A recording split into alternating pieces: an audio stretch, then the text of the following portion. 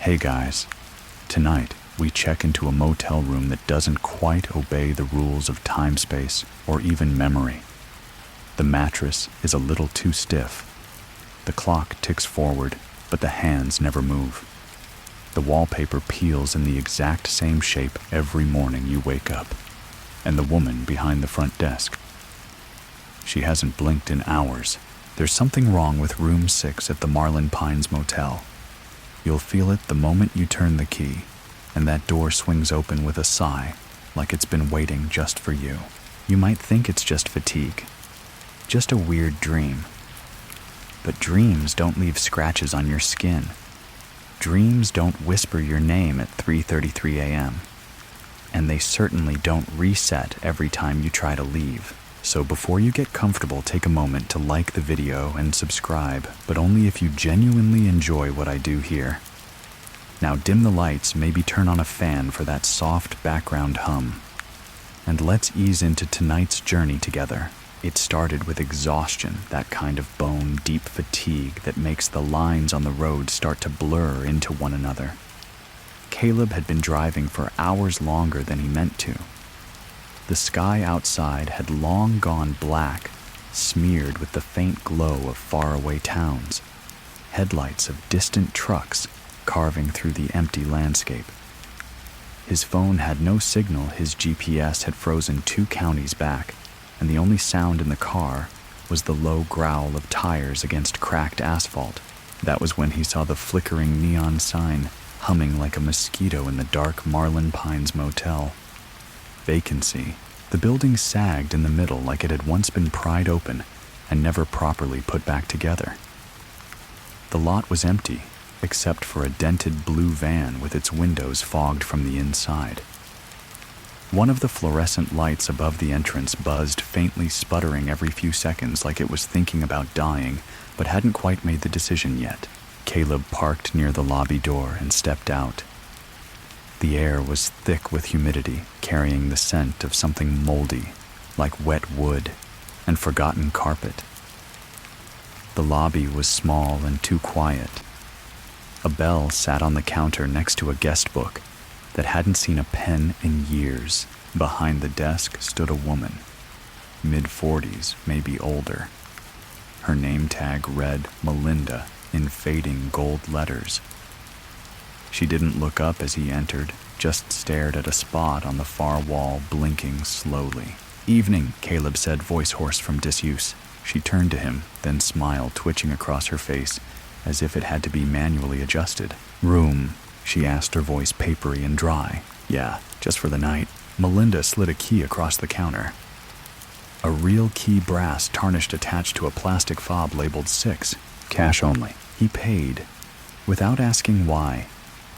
He didn't want to know. Something about the air in the lobby, stale and too still, made him feel like if he asked too many questions, he might get an answer he didn't want. She didn't give him a receipt, just watched him walk out, her face expressionless once more. The room was around the side, facing a row of sickly pine trees that scraped against the windows when the wind shifted. Caleb turned the key in the lock and entered. It smelled of dust and old air conditioning. The wallpaper was beige with faint brown flowers peeling in the corners. A single lamp glowed orange beside the bed. The bed sheets were stiff, tucked so tightly that it looked like no one had ever slept in them. He kicked off his boots and sat on the edge of the bed. The clock on the nightstand read 3:32. He hadn't even noticed the time when he arrived. With a groan, he lay back, closed his eyes, and let the static-filled silence of the room wash over him. And then, knock. His eyes opened. A sharp, deliberate knock on the door. He sat up, heart beginning to thump in his chest. He waited. Another knock. 3 times. Slow. Even. He rose, crossed to the door, and opened it. No one there. He stepped out onto the sidewalk. The pine trees creaked. The air felt thicker now. He looked around. The parking lot was still empty, save for the same blue van. But something about it looked different now. The windows were no longer fogged. They were completely blacked out. He He turned back to the room and stopped. The door was closed. He was sure he hadn't shut it. He reached for the knob. Locked. The key was still in his pocket. He fumbled it into the lock, twisted. The room inside looked exactly the same. Bed untouched. Lamp still on. The clock now read 3:32. He stared. The same second hand ticked and never moved. He checked his phone. No signal. The screen flashed briefly, then went black. Fine, he thought. Just tired, just nerves. He lay down again. This time he noticed something new. A smell, not mold, not dust. Burnt hair. He sat up fast. The smell was gone. But now the lamp was off. The clock still read 3:32. There was no remote. The TV had no power cord. He rose and walked to the bathroom. The mirror was fogged, but the room wasn't warm. He wiped it with his sleeve. His own reflection stared back, but behind him, for just a flicker, was the shape of a person. Tall, thin, not moving.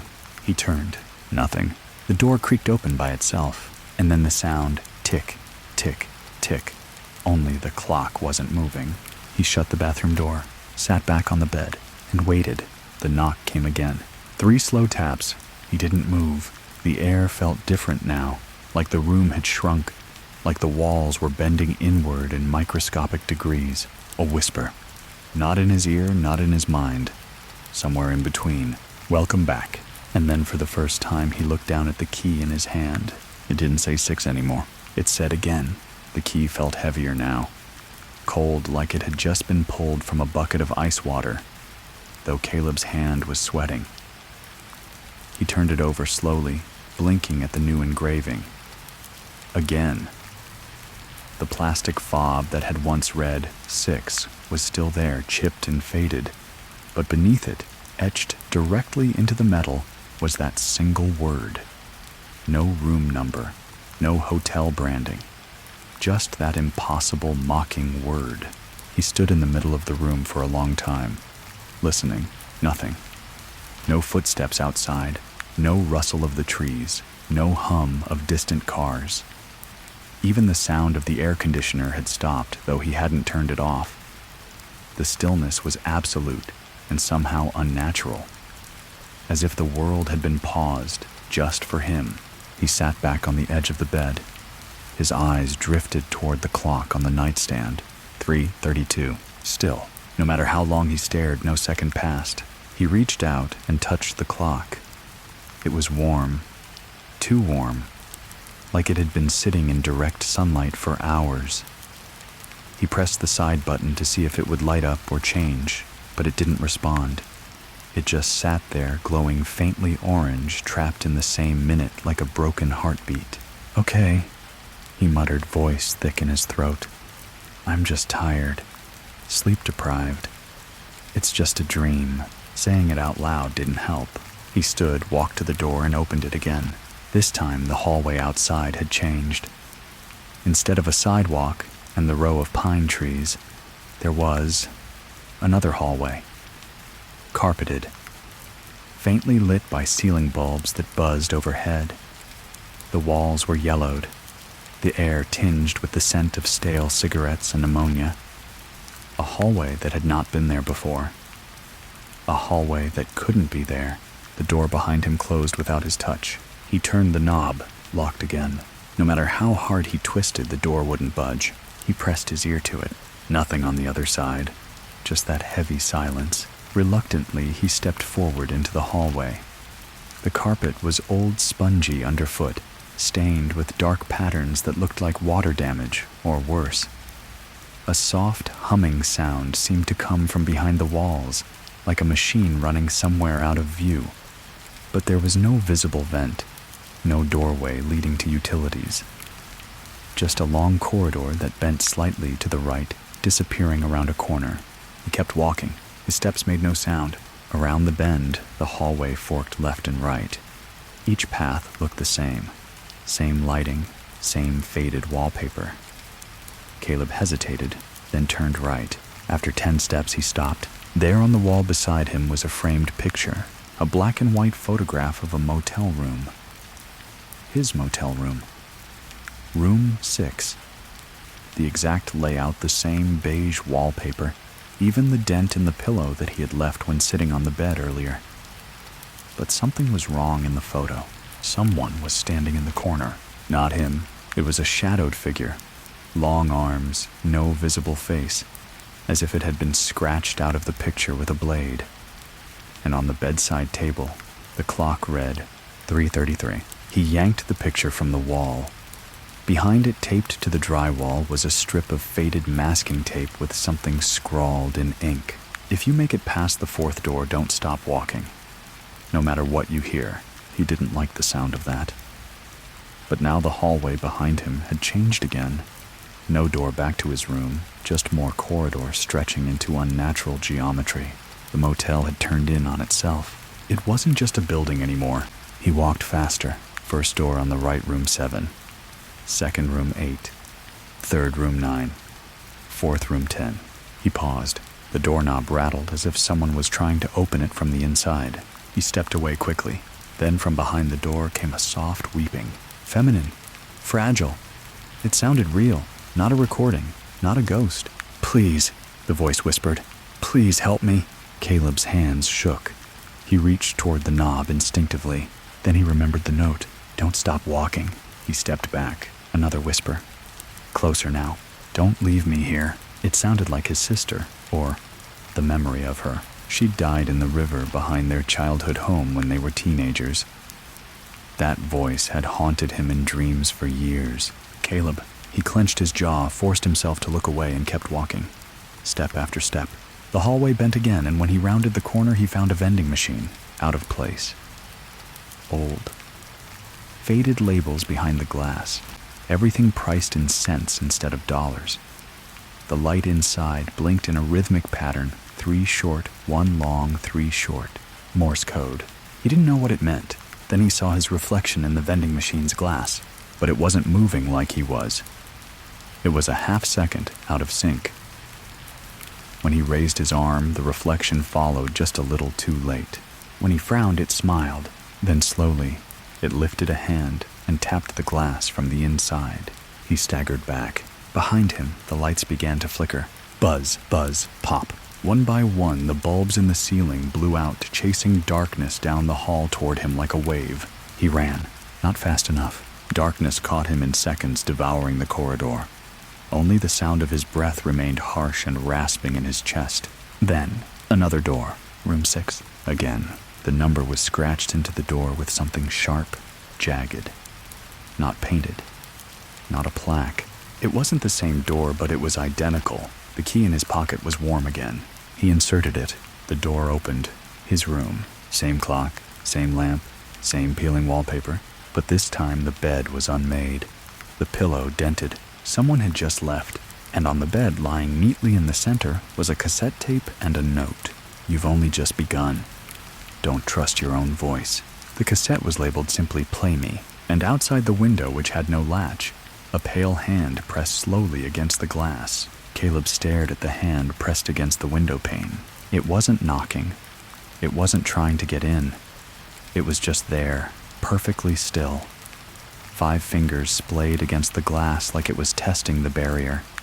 The skin was almost translucent, stretched tight over delicate bones. No nails, no movement, no breath. It was impossible to tell whether it belonged to a man or a woman, a child, or something else entirely. His mouth went dry. He took a cautious step toward the window gaze locked on that hand. But as he moved, the hand moved with him, gliding across the glass in perfect unison, as if it were his reflection, though he was still far from the window. The mimicry was deliberate, taunting. He stopped. So did the hand. A low, vibrating hum began to build in the room, almost inaudible, the kind of sound you feel more than hear. It buzzed in the walls through the soles of his feet, behind his eyes. The light bulb in the bedside lamp dimmed for a second, then flickered back. The hum vanished, and the hand was gone. He took a deep breath, turned to the bed.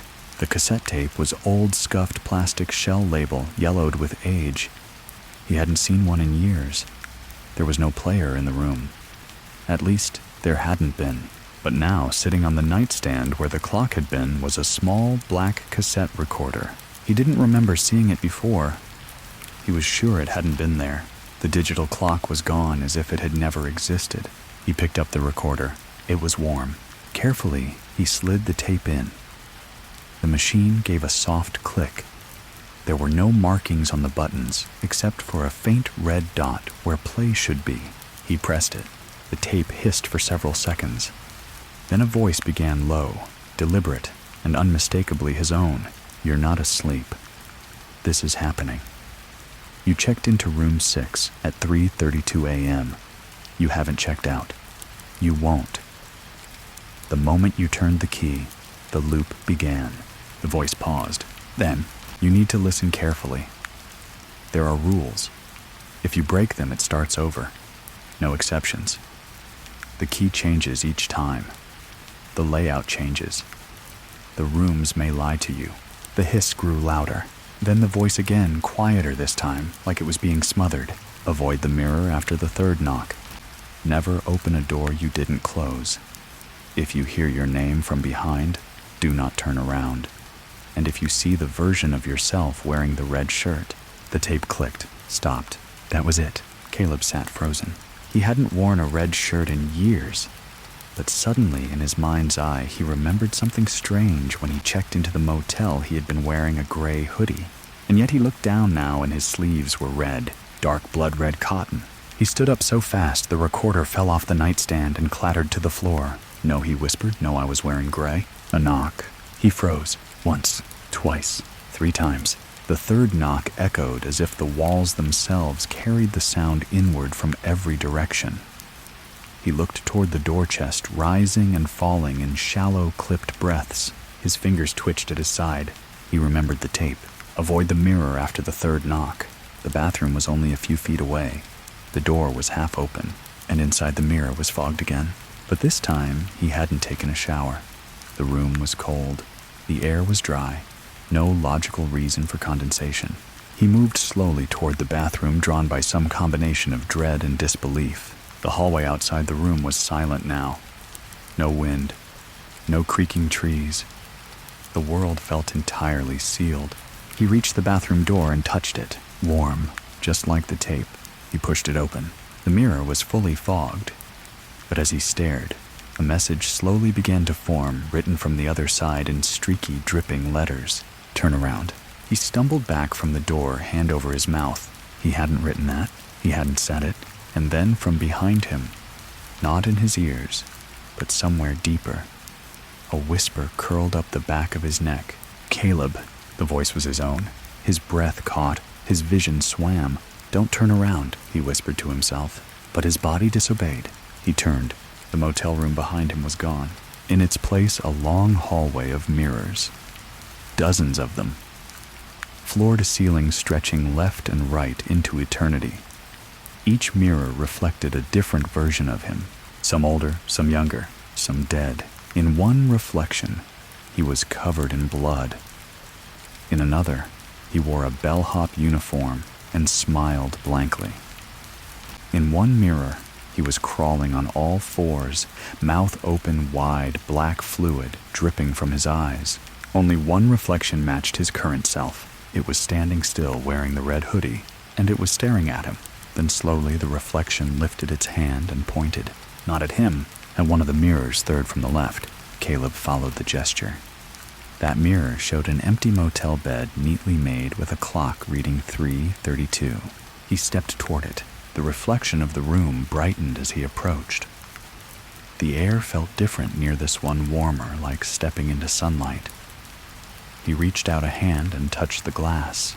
It rippled, like the surface of water. Then the reflection of him in the red hoodie smiled, teeth too, white eyes too still. It mouthed 2 words, "Too late." The glass shattered. The hallway plunged into darkness. He woke up gasping, sitting straight up in the motel bed. The lamp glowed orange. The clock read 3:32. Again. But this time, his clothes were gone. He was dressed in a motel uniform. Gray slacks. White button down. Name tag Caleb. Guest services. The door creaked open on its own, and from the other side a new voice said, "Hey, just checking in for the night. Got any vacancies?" Caleb didn't move. He sat there on the edge of the bed, heart-hammering sweat, drying cold on his temples, staring at the open door. The voice outside had sounded casual, normal even. Just a man arriving late at a roadside motel, expecting nothing more than a stiff bed and a weak air conditioner. But the uniform Caleb now wore clung to him like wet fabric. The name tag glinted faintly in the amber lamplight. Guest services. He had never put it on. He had never folded it into his bag. It had simply replaced his clothes while he'd been asleep or unconscious, or whatever that blackout had been. From the hallway, there was a soft shuffle of footsteps, then another knock, polite this time. "Hello," the voice called again. "Is anyone working tonight?" Caleb stood slowly, legs trembling. The carpet beneath his feet felt different, denser, almost sponge-like. He stepped to the door and leaned forward cautiously. Outside was the same dim hallway from before, the one that had no business existing in a single-level roadside motel. Fluorescent lights buzzed overhead in twitchy rhythm, casting shadows that twitched like living things. At the far end of the corridor stood a man, maybe mid-30s, wearing a navy jacket and holding a duffel bag slung over one shoulder. His expression was tired neutral. He didn't seem to see Caleb standing in the doorway, though they were facing each other directly. Caleb tried to speak. His throat rasped dry. No words came. Instead, he lifted one hand and gave a small wave. The man's eyes didn't respond. He didn't blink. But then he stepped forward, walking slowly toward room 6.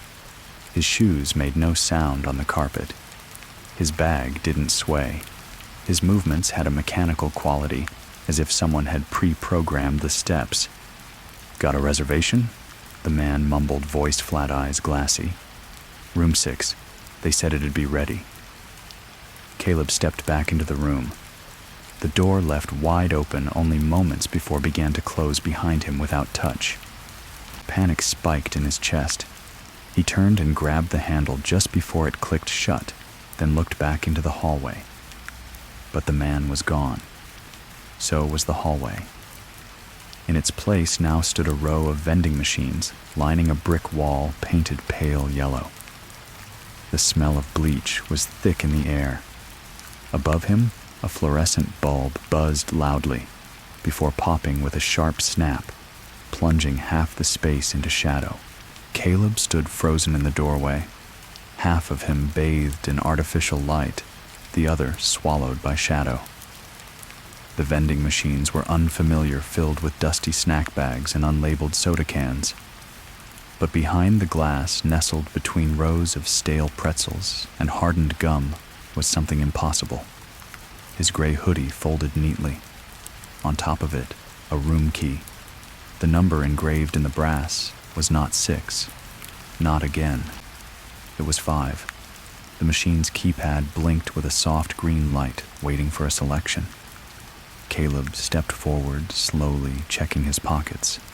No coins, no wallet, nothing. He reached out and pressed the button labeled E5. The machine rumbled. Nothing dropped. He hit the glass. It stayed solid. He crouched, peering into the collection bin. Empty. But when he stood again, the glass reflected something new.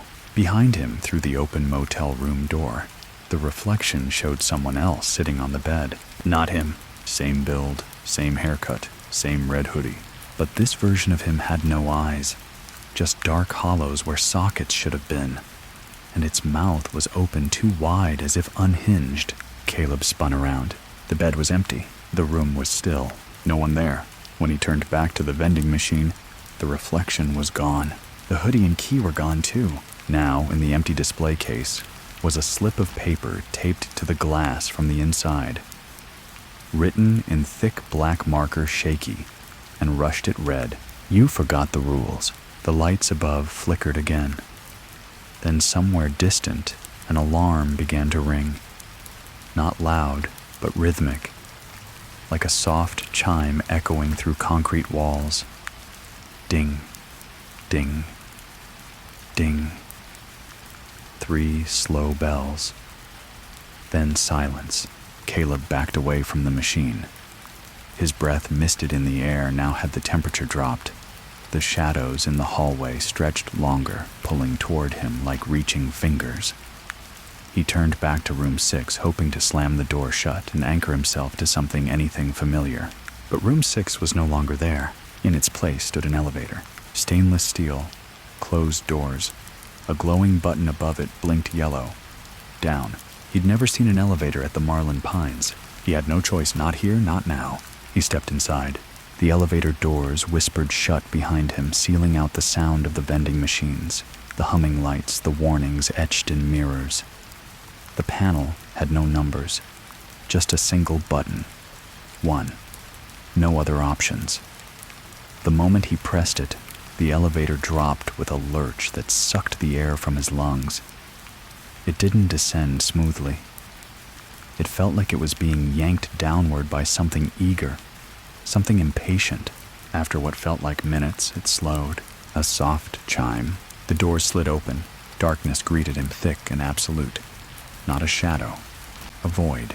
He stepped forward blindly, one hand brushing against cold concrete walls, the air heavy with the smell of rust and damp stone. As his eyes adjusted, faint details emerged, walls lined with faded motel key hooks, hundreds of them stretching into the darkness like teeth. Some hooks still had keys. Others had tags with names scratched off or melted plastic blobs where numbers should have been. Above the board was a flickering sign in cursive neon, "Welcome to the return desk," and beneath it, scrawled on the wall in what looked like dark ink, maybe ink, was a message. "You checked in. You don't check out. But you can return what isn't yours." Then came the sound again. 3 knocks. Behind him, this time much closer. Caleb turned slowly. The air behind him felt denser, as if it carried weight. The 3 knocks had not echoed from across the hallway or some distant wall. They had landed just inches from the back of his skull. Still, he saw nothing behind him. No person. No door. Just the elevator he had emerged from now, with its doors shut tight. The panel dark, unlit, inactive. It was as if the elevator had never been operational in the first place. The temperature in the hallway had dropped further. Every breath curled visibly from his mouth. His skin prickled with goosebumps. But there was no wind, no draft. Just the sense of being watched, followed by the kind of silence that settles over a graveyard at midnight. Deep, patient, unbothered. He turned back toward the key wall. Hundreds of tarnished hooks mounted into a dark board, their numbers fading. Some had old-style motel keys, brass and triangular, still hanging from their tags. Others held only empty keychains, the plastic cracked and fogged. Then his eyes found a tag that hadn't been there before. It swung gently, although the air remained dead still. Room 0. He approached it. The brass key hanging from the hook was stained, its number crudely carved into the metal, as if someone had scratched it in with a nail. He reached out, hesitating, just as his fingers grazed the cold metal. A flicker of memory stirred, not a full memory. More like a scent or a sound, half heard in sleep, a woman's voice, warm but strained, whispering through a static-filled receiver. "You left the door open, Caleb. That's how they got in." He froze. There was no one else in the hallway. But suddenly, all the keys began to tremble. One by one, a slow wave of jingling, as if the wall itself had started breathing. He took the room 0 key. The moment it left the hook, all the jingling stopped. The hallway stretched on ahead, narrowing subtly the further it went, as if perspective itself were warping. Faintly ahead, he saw a door, black wood, iron hinges, and on it a peephole smeared with something that looked like dark oil or ash. He didn't want to go near it. But he also knew there was no elevator anymore, no stairs, no map out. The only direction left was forward. He reached the door, put the key into the lock. Before he turned it, he heard breathing. Not his own, slow, raspy, from the other side. He held his breath and twisted the key. The lock clicked too loud. The door creaked inward slowly, not pushed by his hand, but opening as if it had been waiting. Inside total darkness, not a room, a void, and yet a shape stood in the middle. Human height, rough outline, female. Her arms hung limp at her sides, head tilted to one shoulder. He stepped in, just enough to hear, and then the voice, again his own this time, but broken, trembling. "Don't let her see your eyes." He looked down immediately. Too late. There was movement in the black. Not footsteps, just motion, as if the space itself folded toward him. Then her voice came. Not loud, just too close. "Why did you stop knocking?" He stumbled back into the hallway, heart jackhammering in his chest. The door began to close on its own. As it shut, he saw her just before the gap, sealed skin too pale, mouth too wide, no eyes. Just smooth skin where they should have been. Click. Silence. He backed away from the door, clutching the key. His hand trembled, and he noticed now something written on the shaft of the key, etched so faintly it was nearly invisible. Only the fourth version leaves. Caleb's mind reeled. Fourth version. He remembered the hallway of mirrors, the vending machine, the uniform, the looping clock. He wasn't the original anymore. Maybe he never had been. Behind him something shifted. Not a sound, but a sensation like the floor had exhaled. He turned and found himself no longer in the hallway at all. He stood at a check-in counter, back in the motel lobby. Melinda sat behind the desk, but this time her skin was waxy, her eyes milk white. Her neck bent too far in one direction, and her smile seemed stitched onto her face. When she blinked, it was horizontal sideways, like a lizard. Checking out, she asked, voice exactly the same as before. He couldn't speak. She placed something on the desk, a guest book, open to a blank page. He stepped forward and saw a pen next to it. The paper was brittle, yellowed but empty. No names. Only one word already written in the center of the page. Caleb. Below it a line, signed to exit. He picked up the pen. It felt heavier than it should. He touched the tip to the paper. The moment the ink bled onto the surface, the lobby lights dimmed. The walls groaned. The floor vibrated. Melinda's smile cracked. Literally, a thin fracture ran down her cheek. "You're not allowed to leave yet," she whispered, voice warping.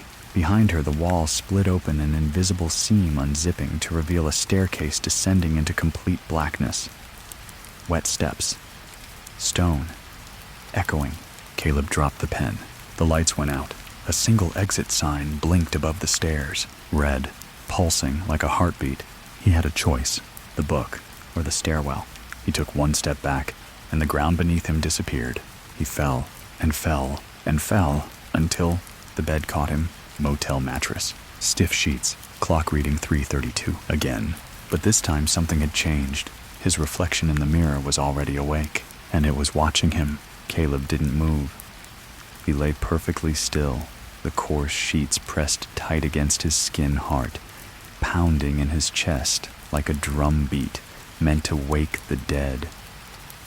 Across the room, beyond the small desk and flickering lamp, the mirror above the dresser glowed faintly in the low light. His reflection sat upright on the bed, watching him. Calm. Focused. Not mimicking his movements. Not reacting to his breath. Just staring with a strange kind of patience, as though it had been waiting for him to notice. He blinked once. The reflection did not. He shifted slightly to one side. It remained still. The cold realization set in slowly, like melting ice crawling along the base of his spine. That wasn't a reflection. It was him, but not him. Not in this moment. Not anymore. The figure in the mirror tilted its head slightly curious, almost childlike. Its eyes gleamed not with malice, but with understanding, as if it had already seen this moment play out. As if it knew how it ended. Caleb rose carefully. Muscles stiff, every nerve braced for the possibility that any movement might trigger something irreversible. His legs ached from the fall, and yet there were no bruises, no blood, no scratches, just the dull ache of exhaustion. He approached the mirror slowly, never taking his eyes off the thing inside. Up close, he could see that it was indeed his own face, but altered subtly. The jaw too sharp, the eyes slightly too wide, a faint gray sheen across the skin like something preserved rather than living. And then he noticed something even stranger. The background behind his reflection was different.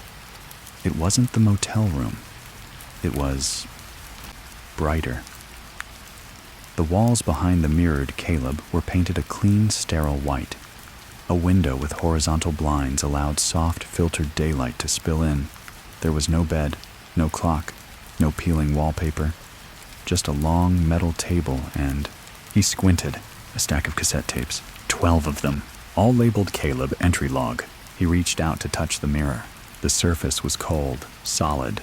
His reflection smiled, just a small, almost imperceptible grin. And then, without warning, it reached down and pulled open a drawer beneath the table in its world.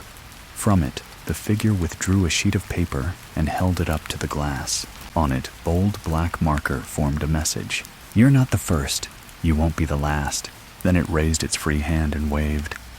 Not mockingly, but with a kind of solemnity. "Goodbye."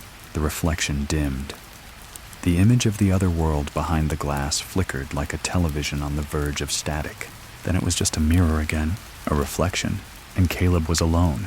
He backed away slowly, heart thudding in his ears.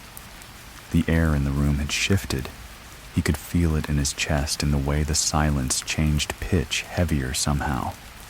The lamp on the nightstand flickered, then went out. Darkness. Only the faint red glow of the clock now remained. Still stuck at 3:32. A constant reminder that time was no longer functioning under natural rules. He reached into his pocket, instinctively, half hoping the room 0 key was still there. Something solid to ground him, but instead, his fingers wrapped around something else. Thin, brittle, paper. He pulled it free and unfolded it slowly. A torn sheet from a notepad motel branded across the top. In smeared handwriting. "Go to room 5, leave the key. Don't look back, don't knock." He read it twice, then again. Room 5, the number he'd seen before in the vending machine window. The one he never reached.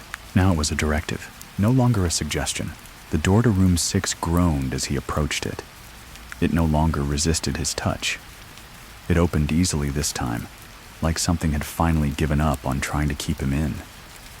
The hallway outside was dim, bathed in soft red glow from the emergency lighting. The buzz of electricity overhead was faint now, more like a memory of sound than the real thing. The carpet felt damp beneath his bare feet. He looked down and realized he wasn't wearing shoes. He couldn't even recall taking them off. Somewhere far down the hall, a TV crackled. Static.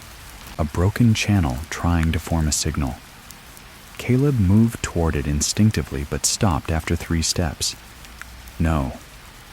Room 5. That was the instruction. Leave the key. Don't look back. He walked past a series of identical doors. Room 4, room 4A, room 4B. That was new. When he reached room 5, his breath hitched. The door was slightly open, not enough to see inside. Just a crack. The handle hung loose as though it had been jiggled too many times. The number was barely visible, half peeled, but it was 5. He didn't knock. He didn't speak. He slid the key under the door and waited. Nothing happened. No click, no voice, no confirmation. He stepped back once, twice, then turned. The hallway behind him had shifted again. The walls were narrower now, the floor longer. The ceiling slightly sloped. The red lights flickered. He told himself not to look back, but he did. Room 5 was gone. In its place, a narrow staircase leading down. Again, the smell of damp wood and iron drifted up. The temperature dropped another 5 degrees. His breath misted in front of him. The air tasted like mildew and copper. No signs, no warnings, just the steps. He descended. Each footfall echoed longer than the last. He counted 21 steps before they ended at a landing small square with only a single steel door.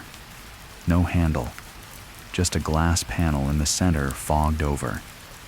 He stepped closer and peered through. Shapes moved beyond it. Shadows, familiar silhouettes. It looked like the motel lobby again, but wrong. Frozen, trapped in a different moment. Melinda sat at the desk, her head cocked violently to one side, mouth wide open. She was mid-scream, but no sound came through the glass. Behind her stood a wall covered in photographs, hundreds of them.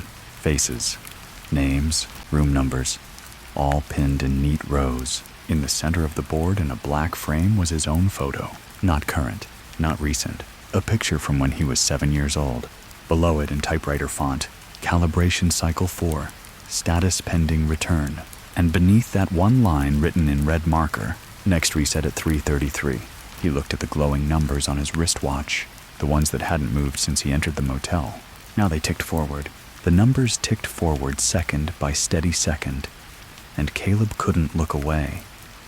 His wristwatch, dead since he first arrived, was now alive, tracking time with mechanical precision. He could feel each tick like a pulse against his skin. The sound didn't belong in the silence of the stairwell. It felt too loud, too clean, like it had been dropped into this world from somewhere real. Somewhere outside. 3:32:48, 3:32:49. The display on the glass door still held the photograph. His younger self stared back from behind the pane, smiling faintly, as if unaware that the world around him had already gone rotten. The image made Caleb's stomach turn. That photo, it wasn't just familiar. It wasn't just childhood. It was from a specific day. A trip to a roadside aquarium near the state border. He remembered the t-shirt he'd worn, blue with a cartoon shark. His father had taken the photo outside the snack stand. They'd gotten into a fight just a few minutes later. Caleb hadn't spoken to him again for a month after that trip. The photo wasn't just a coincidence. It was taken from memory, and now it was here, pinned to a board of strangers beneath a bold status. Calibration cycle 4. Status pending return. 3:32:53. He stepped closer to the door. There was no handle, no lock, just the fogged glass. Behind it the shadows moved. Melinda had not blinked. Her mouth remained open. Her hands clawed at the desk, frozen mid-motion. Everything behind the glass looked like a paused video. He tapped the surface.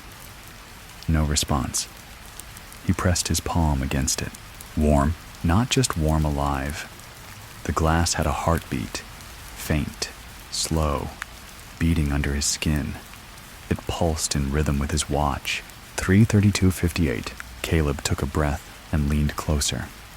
The glass suddenly cleared like warm breath had evaporated from the surface. The scene behind it had shifted. Melinda was gone. The board of photographs remained. But the room beyond had deepened. It no longer resembled a motel lobby. It looked more like an operating room.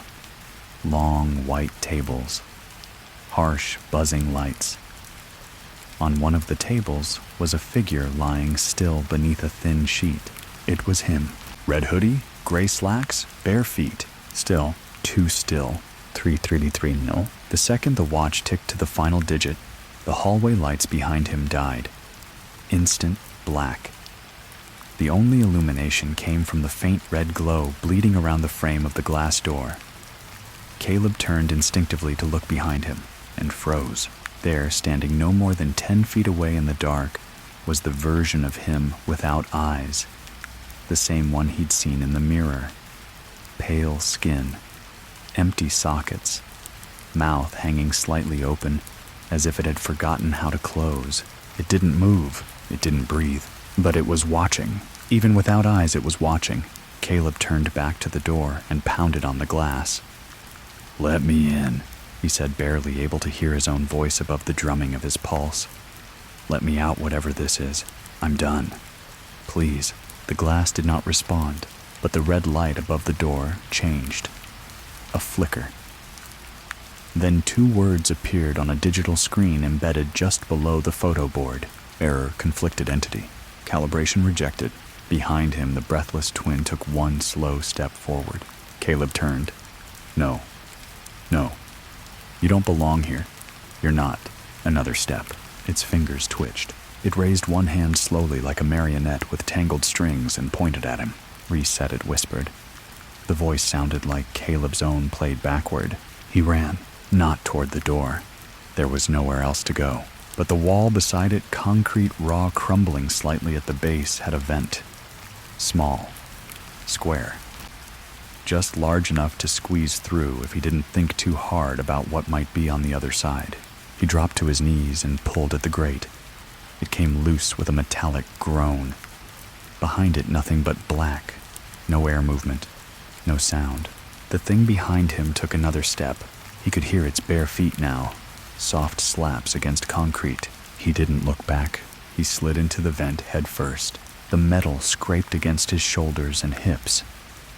It was tighter than it looked, but not impossible.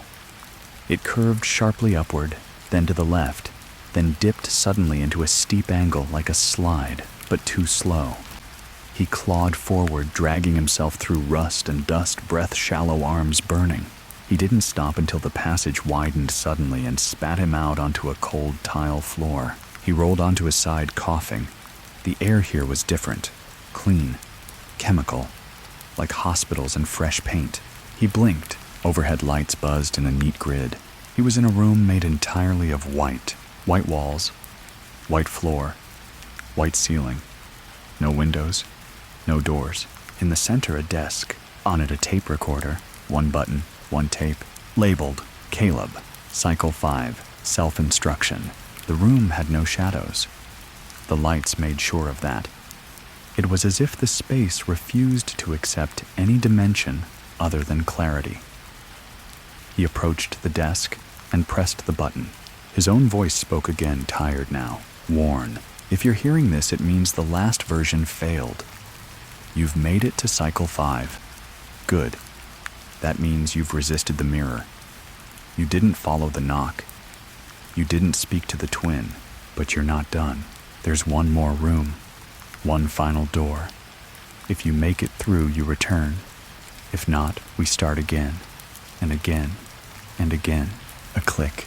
The recorder stopped. A seam opened in the wall so subtle it was nearly invisible, a panel sliding away to reveal a final passage, lit only by a faint green glow at the far end, and a sign, painted in crooked, hand-scrawled letters. Room 0. Return candidates only. Caleb didn't hesitate. He stepped into the passage, shoulders square, heart steady, because now, finally, he was beginning to remember something important. He'd never checked in. He had always been part of the system. And this time, he intended to break it. The passage to room 0 narrowed as Caleb walked the walls, closing in subtly with every step. Not enough to alarm, but enough to notice, like the corridor itself wanted him to feel watched. The green light at the end of the tunnel pulsed faintly, not quite steady. It beat in irregular patterns, sometimes soft, sometimes too bright, like the glow of a dying heart monitor. The farther he walked, the more that light seemed to match his breathing, as if the hallway were learning him, studying him, adjusting to him. He didn't stop. There was no point looking back anymore. He had come too far past too many false doors, spoken to too many versions of himself, each one more fragmented than the last. Something had to give. There was only so much a mind could bend before it cracked completely. After what felt like a full minute of walking, the tunnel opened. Room 0 wasn't what he expected. It wasn't a motel room. It wasn't a hallway. It wasn't even a room, really. It was a vast space, open and dimly lit the air, thick with dust and memory. Ceiling, lost in shadow walls, stretching so far, they vanished into darkness. It looked like a warehouse, but the floor was carpeted in the same cheap pattern as the motel, and dozens of motel doors stood free floating across the space, not attached to any walls. Some were upright. Others tipped sideways or leaned against invisible angles. There was no logic here, no symmetry, just the feeling that everything had been dumped into one place and forgotten. Caleb stepped forward cautiously. The carpet squished beneath his feet, soaked through in patches. The smell of mold was stronger here, but it mixed with something sterile: bleach, alcohol toner, ink.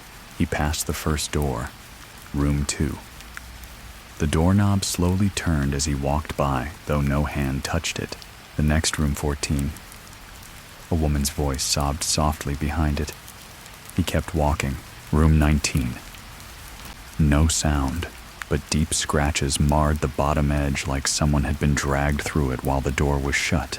He didn't stop until he reached the center. There, resting atop a pedestal made of stacked motel televisions, was a mirror. Oval, tall, antique frame, silver tarnished to black. He knew immediately this wasn't a reflection. This was a window. Inside the glass, he saw himself standing in the center of the warehouse. But behind the mirror him, dozens of other Calebs stood in a circle. Some wore the red hoodie, some wore the motel uniform.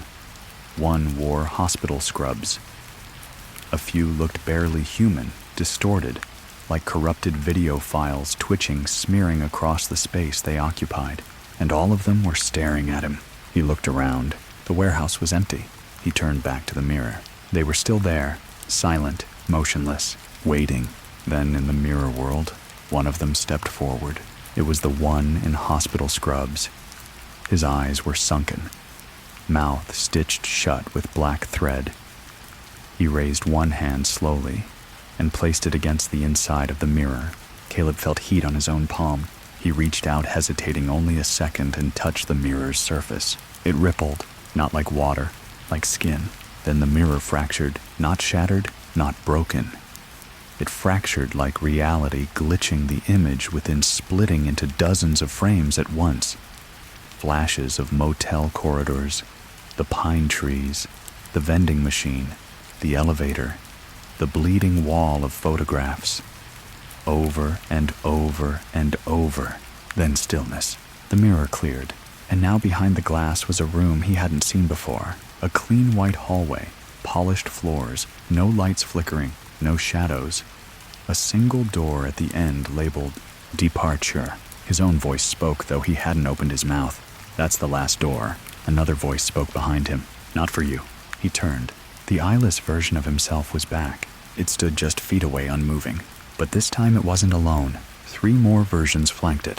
One bleeding from the ears. One with its mouth full of motel keys all jammed between its teeth like iron fangs. One that simply stood upside down, feet planted on the ceiling arms, dangling limp above its head. They didn't speak. They didn't move. But they didn't have to. The mirror began to hum. The fractured edges of its frame buzzed faintly like power lines before a storm. The room darkened, but not in any way Caleb could physically see, more like something had drawn the color from the world. His breath felt heavier, his chest tighter. The departure door still shined inside the mirror, distant and sterile, calling to him like a lighthouse through a violent sea. He clenched his jaw. The rules had said, don't trust your own voice. And now he understood why. He couldn't even trust the part of himself that believed escape was still possible. So he made a new choice. He turned his back on the mirror, walked toward one of the freestanding motel doors. Room 0. The one door without any sound. No shadow beneath it. No name. Just the number carved faintly into the wood like a confession. He turned the knob. It opened. No resistance. No creak. Just light. Soft, warm, familiar. And from inside he heard a voice. Not his own. Not any version of him. A woman. Gentle, comforting. Caleb, are you ready to come home? He took a step inside. Everything changed. The light swallowed him whole, but not in a blinding flash. It folded around him slowly, like a warm bath poured over frozen skin. As Caleb stepped through the threshold of room 0, the air shifted from damp mildew to something purer, like the smell of linen dried in sunlight, of lavender soap and rain-washed concrete. There was no trace of the motel here. No warped geometry, no buzzing lights, no loops or shadows. Just a long, open space, flooded with pale gold light walls, painted in soft eggshell white floor, smooth and cool beneath his bare feet. The door behind him closed without a sound. He turned.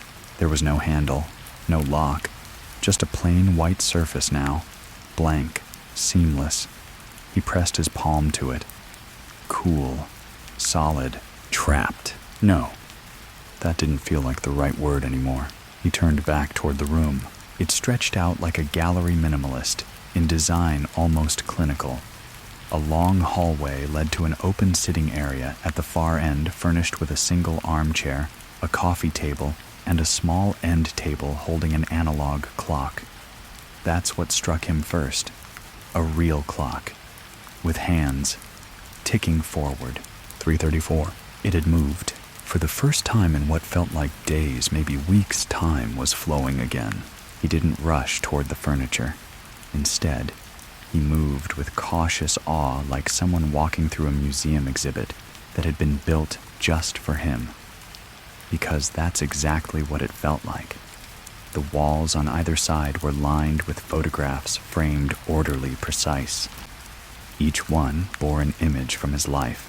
There he was as a boy digging in the backyard beside his sister, then older at the bus stop wearing his first pair of glasses, high school, his first car, the breakup, his father's funeral, moments frozen in perfect stasis, each one familiar but slightly off. The colors were too rich, the expressions a little too still. And there were extra details he didn't remember, figures standing in the background, blurry shapes reflected in windows, shadows too long and too sharp in places they shouldn't be. He reached for one frame, his high school graduation.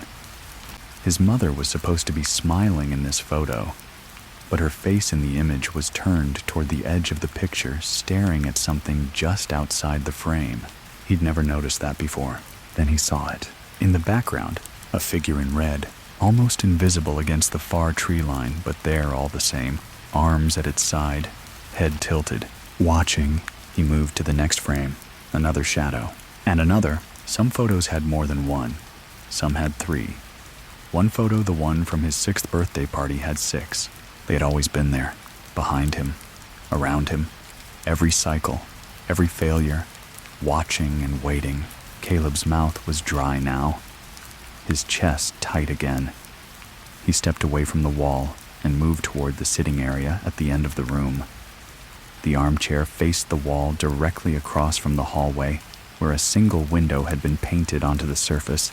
Just paint, not real glass, but still giving the illusion of an open, sunny day. Beside the chair sat a small speaker. As he stepped closer, it clicked on. A soft, synthetic voice spoke. Cycle 5 complete. Subject memory reintegration 67%. Emotional recall stable. Internal distortion contained. He sat. The chair didn't feel like anything he'd sat in before. It wasn't soft, but it wasn't uncomfortable either.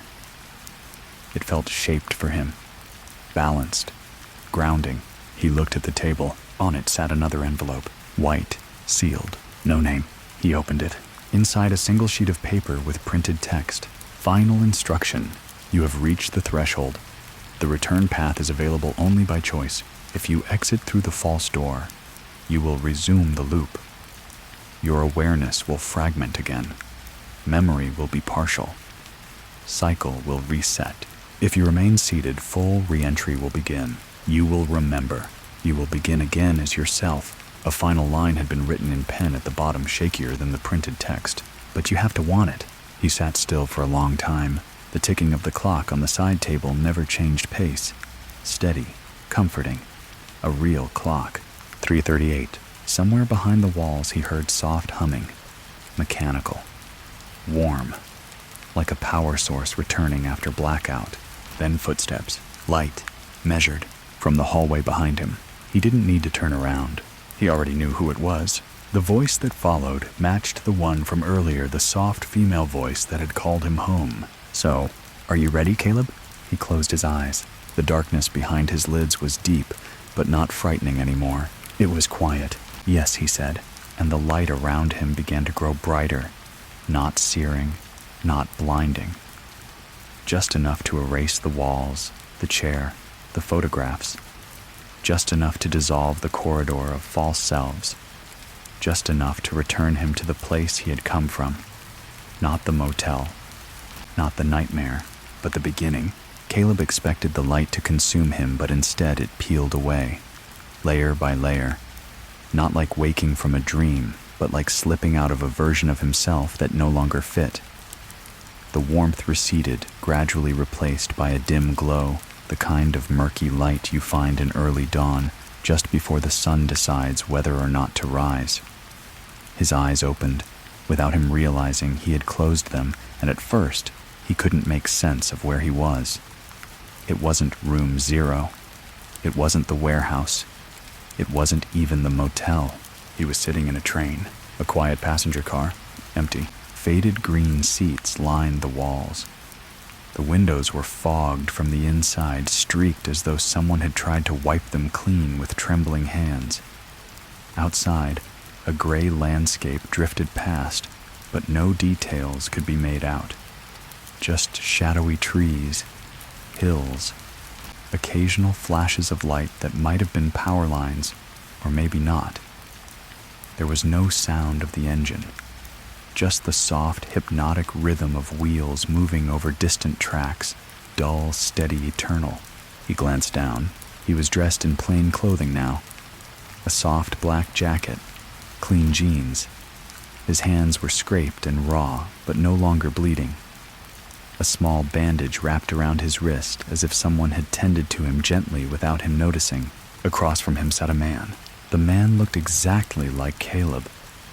Down to the eyes, the posture, the small scar near the chin he'd gotten falling off a bike when he was 8.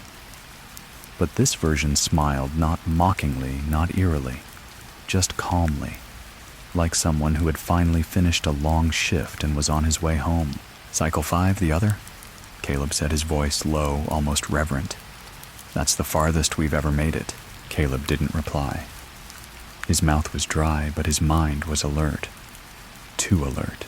The other him nodded slowly, as if understanding his silence. "I'm not here to scare you." "Not anymore," he said. "That's not what this part's about." Caleb found his voice rough but steady. "What part is it then?" The man smiled wider, but with a strange sadness behind his eyes.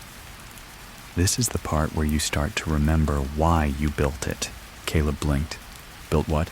"The loop." Silence fell between them like fog. Caleb shook his head slowly. "No, I didn't build anything. I was just driving. I was tired. I saw the motel. I stopped to rest. That's all." "That's what the first version," thought the man said. The one that didn't ask questions. The one that believed he stumbled into something broken. But it wasn't broken. Not at the start. It was designed exactly this way. Caleb's stomach turned. Why would anyone design something like that? The train gave a soft lurch but didn't slow. You weren't running from something, the man said. You were trying to trap it, compartmentalize it, loop it, and keep yourself inside until it was safe to come back out. Trap what? Caleb asked. The man leaned forward, voice dropping. Your grief. Caleb sat back, every muscle in his body suddenly aching. That's not. Yes, it is, the other, him said gently. You didn't just lose someone. You lost everything. Your sister, your job, the trial, your name. You were drowning, and no one came to save you. So you saved yourself. You built the loop. Room 6, Room 0, the cycles, the checkpoints, the rules. No, Caleb whispered. You needed to repeat it until your mind could hold the truth again. Stop, until your soul could walk without tearing. I said stop. The train lights flickered. The other Caleb disappeared. Not violently, not abruptly, just faded like fog through mesh. Like he was never fully there to begin with. Caleb sat alone, the seat across from him empty. His chest felt tight, not with fear, but with something deeper, something old. He closed his eyes. Memories flooded in like water through a breached dam. His sister Anna, her laughter in the river, his own scream when he realized she'd been pulled under, the silence of the court when the judge dismissed the case for insufficient evidence, the quiet that followed. not just around him but inside. He had sealed that silence away, and now it was back. The train began to slow. Outside the window, lights appeared. Soft, warm. A platform loomed ahead, empty but familiar. The sign at the edge of the platform read, Marlin Pines, Terminal Exit. The door beside him hissed open. A final choice, stay on the train or step off. Caleb stood, and this time he didn't hesitate. Caleb stepped off the train and onto the platform, the soles of his shoes striking the concrete with a finality that echoed louder than expected. The lights above the platform buzzed softly, casting a golden wash across everything too warm to be real, too comforting to belong to any place that had kept him trapped this long. But there was no wind, no sound of insects, just stillness. The train behind him hissed once like a sigh of release and began to glide forward, slipping down the tracks without a conductor. Its windows fogged with condensation that smeared into slow shapes as it vanished into the gray horizon. Within seconds, it was gone. The sign beside him still read, Marlin Pines, Terminal Exit in clean black lettering. There were no benches, no ticket machines, no signs of other passengers, but directly ahead, a single path stretched forward through a narrow archway made of red brick. And beyond it, just visible under the pale sky, stood the motel. Caleb's breath hitched. It wasn't exactly like the one from before, not the endless corridors, the mirrored walls, the shadowed vending machines, but it was close. The outline was the same shape, same dull neon flickering above the office door. Only this time it looked abandoned, as though it had stood untouched for decades. The sign's letters had peeled and warped. The parking lot was cracked with grass pushing up through old asphalt. The pine trees around the lot had grown wild, tangled into one another like they were trying to keep people out. And yet, the office door was open. A faint light glowed inside. He moved forward, pulled by something not quite curiosity, more like gravity. A magnetic center, a point of return. The closer he got, the more the air changed. It smelled like dust and memory, like something forgotten waking up just in time to see you again before dying. He stepped inside the office. It was exactly as he remembered. Desk bell, guest log, and behind the counter, Melinda. She looked up as he entered. But this time she wasn't quite the woman he had met in Cycle 1. Her skin was less waxy, her eyes clearer, still quiet, still composed, but present. Human. She said nothing. He stepped forward. Room 6, he said softly, like a ritual. She tilted her head, then slowly reached beneath the counter and placed a key on the surface. The number tag was cracked, its plastic yellowed with age, but it was still clearly visible 6. Caleb didn't take it. Instead, he looked up and asked, "Was it always this way?" Melinda didn't answer, but something in her expression shifted, almost sorrow, almost apology. And then she turned the guest log toward him. It was open to a page he had never seen. No names, no ink, just a line typed into the paper itself. Return confirmed. Final cycle initiated. He reached for the key. The moment his fingers closed around it, the bell on the desk rang by itself. Not loudly, just once, soft, like a starting gun for something that had been waiting decades to begin. He turned. The motel lobby behind him was no longer empty. The walls had begun to curl inward, the edges softening like wet paper folding in on themselves until they resembled nothing like walls at all. Just space bending, reshaping itself. And in that shifting, rippling silence, a hallway emerged, carpeted, dim, pale floral wallpaper just as before. He walked down it. Doors passed on either side. Room 3, Room 4, Room 5. He paused outside Room 6. His hand trembled. He held the key but didn't raise it yet. Instead, he pressed his ear to the door. No sound. He slid the key into the lock, turned. The door opened. He stepped in. The room was empty, clean, undisturbed. Just a bed, a nightstand, a clock. 3:32. But this time the second hand moved. Tick, tick, tick. He sat on the bed. The mattress no longer felt stiff. The air no longer stale. He placed the key on the nightstand and stared at the clock, watching time pass. For the first time since this began, he wasn't waiting for something to knock, wasn't counting the shadows, wasn't questioning what version of himself he might see in the mirror. He just sat and felt grief, regret, exhaustion, but also relief. From the hallway, a voice called, a child's voice. "Caleb." He turned his head slowly, eyes wide. Another call. "Come outside, I'm ready." He stood, walked back to the door, and opened it. The hallway outside room 6 wasn't the same one he'd entered through. Gone were the dim lights and peeling wallpaper. In their place stretched a corridor filled with soft daylight filtered through tall, dusty windows on one side. The floral carpet had faded to a muted cream, and the silence was no longer oppressive. It was gentle, like the quiet of an old library, where the walls themselves held stories. Caleb stood in the doorway for a long moment, hand still on the knob, watching the light play against the floor. The child's voice echoed faintly again, distant but clear. "Caleb, I'm by the swing set. Come on." His throat tightened. That voice. He knew that voice. It couldn't be. It wasn't possible. And yet, he stepped forward. His bare feet moved silently down the corridor past door after door, some open to nothing but shadow, others leading nowhere at all, just bricked-up walls or empty closets. But the farther he walked, the warmer the air became, as if he were moving out of something and into something else. A different kind of space. A memory, with weight. The hallway ended in a door that stood just slightly ajar. Bright light spilled through the crack. Golden, natural.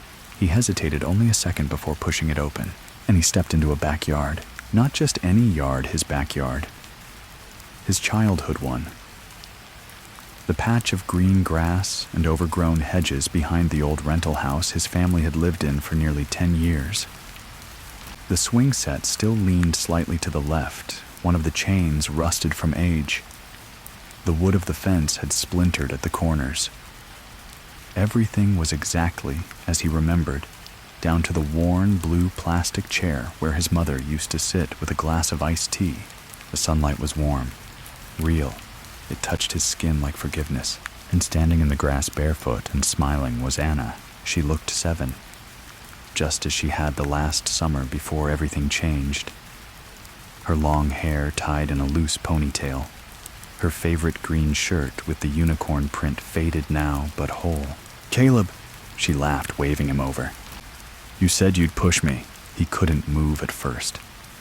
He just stood there, one hand gripping the edge of the doorframe like it was the only thing anchoring him to the ground. Tears welled up uninvited, rushing up from somewhere too deep to trace.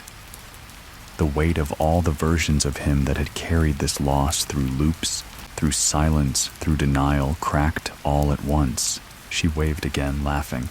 "Come on, you're slow." His legs finally obeyed. He walked across the yard like a man emerging from a cave into the sun. When he reached the swing, she hopped on and looked back at him expectantly. "Don't go easy like last time," she warned. He gave her a broken laugh and gently placed his hands on the swing's frame. And he pushed. Once, twice, higher. Her laughter rose with the arc of the swing ringing through the air, clean and bright. It filled him. Not the ache of grief, not the heavy sorrow he'd clutched so long, but something lighter, something older. A joy not untouched by sadness, but surviving it. They stayed there for a long time. No ticking clocks, no mirrors, no voices whispering from behind. Just him and his sister in a moment that had never been given back until now. When the swing slowed and she hopped off, she turned to him with a smile. "You found me," she said simply. He swallowed hard, throat burning. "Yeah," he whispered. "I did." Then her smile faded just a little.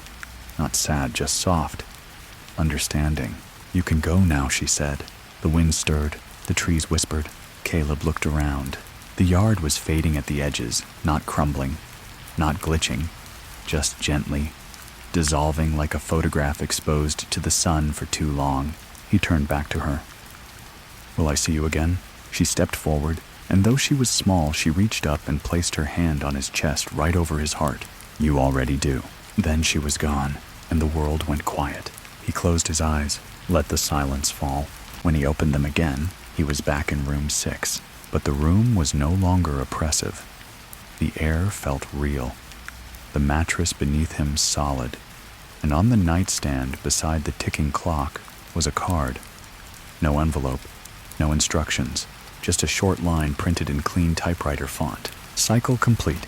You may now rest. Caleb leaned back on the pillow. The second hand on the clock moved. Caleb lay back on the bed, letting the soft rhythm of the clock ease into his breathing. Tick, tick. The passing of time, once frozen in an endless stutter, now moved steadily, calmly. It wasn't just the room that had changed, it was him. Something had uncoiled in his chest. Something he hadn't even realized had been clenched for years. And for the first time, in what felt like a lifetime of fractured moments and warped reflections, he wasn't trying to escape. He was simply here. The lamp beside the bed cast a gentle amber glow over the walls, softening the floral wallpaper into something nostalgic instead of suffocating. No shadows twitched in the corners. No mirror distorted his image. The air carried a faint scent of cedar and clean linen. This wasn't another layer of the loop. This wasn't a trick. This was rest. He sat up slowly, not out of urgency, but to look again at the card on the nightstand. Cycle complete. You may now rest. There were no instructions to follow. No voices. No knock. Just a small, deliberate invitation. Rest. The word felt foreign after so long. He stood stretching his limbs and looked around the room with clear eyes. The furniture was simple. A single wooden chair beside a small writing desk. A dresser with no drawers. Open a tall, narrow mirror that showed nothing but his own reflection, still ordinary. Human. He walked to the window and pulled back the curtain. Outside, the world had changed again. No longer an empty parking lot or endless corridor. No darkness. No vending machines. No warped pine trees. Just an open field. Tall grass rippling in a slow breeze. A narrow dirt path stretched beyond the motel, leading into a grove of trees gilded with morning light. Somewhere in the distance, a bird called out a soft, clear note that broke the long silence of the loops. He didn't know what lay beyond those trees. He didn't care. He turned back into the room and sat at the writing desk. A blank notebook sat on the surface, bound in black leather. A pen rested beside it, its tip worn, but ready. As he opened the first page, he noticed a faint inscription etched into the inside cover. Record what matters, leave what doesn't. He picked up the pen, and he wrote. Not everything, not every shadow or reflection, or scream from the mirrors. He didn't need to catalog the terror, or the flickering lights, or the sensation of falling through time. Instead, he wrote about Anna, her voice, the way her hair had caught sunlight, the sound of her laughter on the swing, the feel of her small hand pressed over his heart. He wrote about how he had run, not just into the motel, but for years before that. How the grief had spread beneath his skin like static. How he had spent years trying to silence the memories instead of holding them. And how finally he had turned around and looked back. He didn't know how long he sat there, only that when he finished the last sentence, the pen ran dry. He closed the notebook gently, as if tucking away something fragile. The clock now read 4:12. Time was flowing without him needing to chase it. He stood once more and walked to the door. This time he didn't expect anything strange on the other side. No new version of himself. No infinite hallways. No traps. Just a door. He opened it. The hallway beyond was ordinary. Faintly lit. Carpeted. He walked past the front desk where Melinda was gone and through the front doors of the motel. Outside, the air was crisp and cool, filled with the scent of pine and dew. And parked just beyond the stairs was his car, exactly where he had left it. The driver's side door was unlocked. No signs of rust or dust or passage of impossible time. The keys sat in the ignition. The gas gauge read full. His duffel bag lay on the passenger seat. Everything as it should be. He slid into the seat and closed the door. The moment it shut, the world stilled, not in fear, in silence. The kind of silence that comes at the very end of a storm when the clouds part just enough to show stars. He turned the key. The engine hummed to life. No flickering radio, no static, just the low rumble of the road calling. Caleb took one last look at the motel in the rearview mirror. Its neon sign had gone out, completely. No glow, no buzz, no invitation. He pressed his foot on the gas and drove. The dirt road curved gently, carrying him through the trees past the fields toward the sunrise, breaking open the horizon in amber gold. For the first time in longer than he could measure, there was nothing behind him that needed running from, only something ahead waiting patiently. And in his chest, where the grief used to live, there was something new. Not peace exactly, but the possibility of it. And for now, that was enough. The road unfolded before him in long, gentle stretches, unmarked, empty, framed on either side by whispering fields and silent woods. The early morning sun sat low in the sky, casting long golden shadows that moved like memories across his windshield. Caleb drove with the windows down, one hand on the wheel, the other resting lightly on the windowsill, letting the cool air rush over his skin. The radio stayed off. There was no need for music, no appetite for noise. The silence that once haunted him now felt sacred, like a clean slate stretched out in all directions. He didn't know where he was headed. The GPS in the dash blinked an empty screen. No roads registered, no signal bouncing from distant towers. But the car moved forward anyway, the engine humming steady and warm. He passed no signs, no houses, no intersections. Just a simple winding road that had been waiting for him. And yet, the farther he went, the more familiar it felt. Not in the way of déjà vu or recycled dreams, but like traveling through a place he'd once drawn in childhood without knowing why. About 10 miles in, he saw a rusted metal sign on the side of the road, barely standing bent at a crooked angle. Arrow Lake, 2 miles. The name hit him in the chest like a pulse. Arrow Lake. He hadn't heard it in years, hadn't thought of it since he was a teenager. It was where his family used to camp every summer before the accident, before the motel, before everything began to split apart. He hadn't remembered it until just now, as if the name itself had been waiting in a locked drawer in his brain, waiting for him to return. He slowed the car more out of instinct than intention and turned down a gravel path barely wide enough for 2 tires. Tall grass brushed against the bumper. Birds scattered from the trees ahead. And then the lake came into view, still, wide, mirror flat. The kind of lake that swallowed sound, that held secrets beneath its surface in the roots of its reeds and the curves of its rocks. He pulled off near the edge and killed the engine.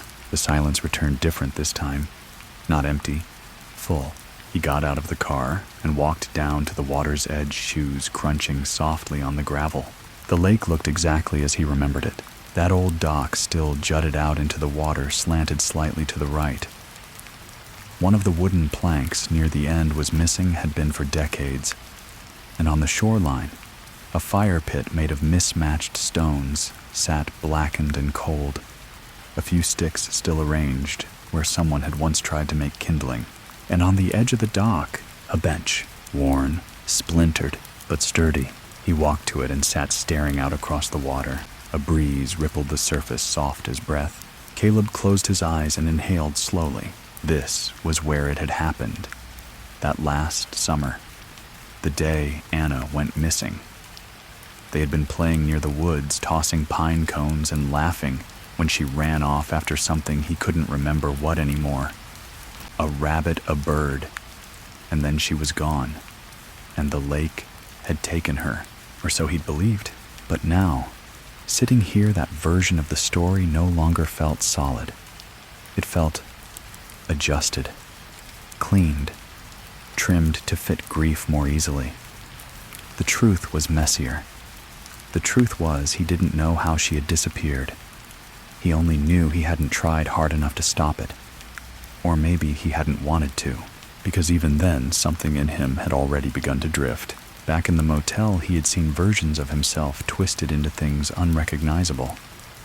But they hadn't been mistakes. They had been reflections.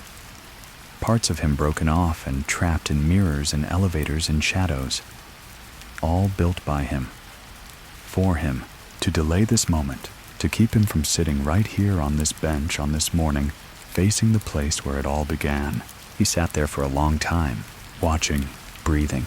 And then, as the sun climbed higher and the water glittered gold and silver beneath it, he heard her voice again. Not a hallucination. Not from behind, but beside him. It wasn't your fault. He didn't turn. He didn't have to. His hand rested on the bench, and then gently another hand rested on top of his. Small, warm, real. And the weight that had settled over his shoulders for years across cycles through dreams and corridors and cracked reflections lifted.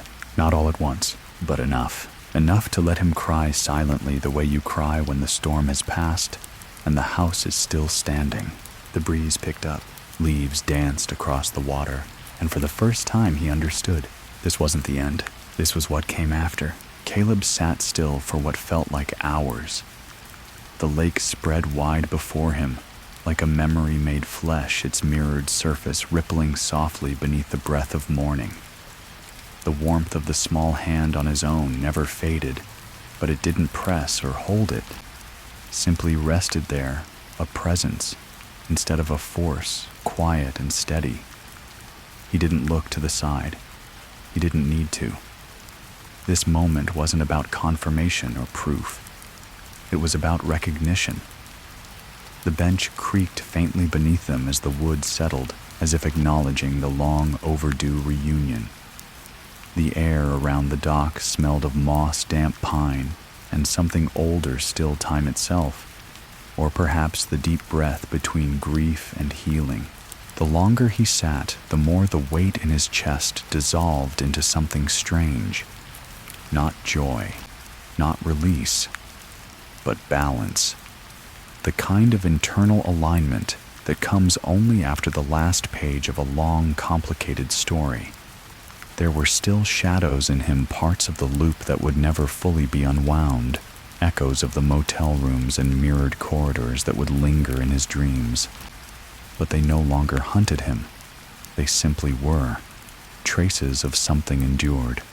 Like scars, they marked survival, not defeat. The clouds overhead drifted lazily brushed in watercolor streaks of gray and peach.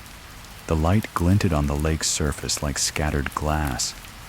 And for the first time since waking up in that first motel bed, Caleb allowed his body to rest completely. No tension in his jaw, no fight in his limbs, no forward movement, just stillness.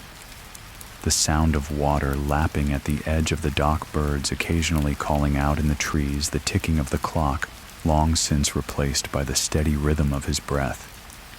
The silence was rich with presence, not emptiness, but fullness, as if the world had stopped holding its breath. Eventually, the hand beside him lifted. He didn't reach for it, didn't chase it. It rose and drifted away, and with it, the bench beside him slowly cooled.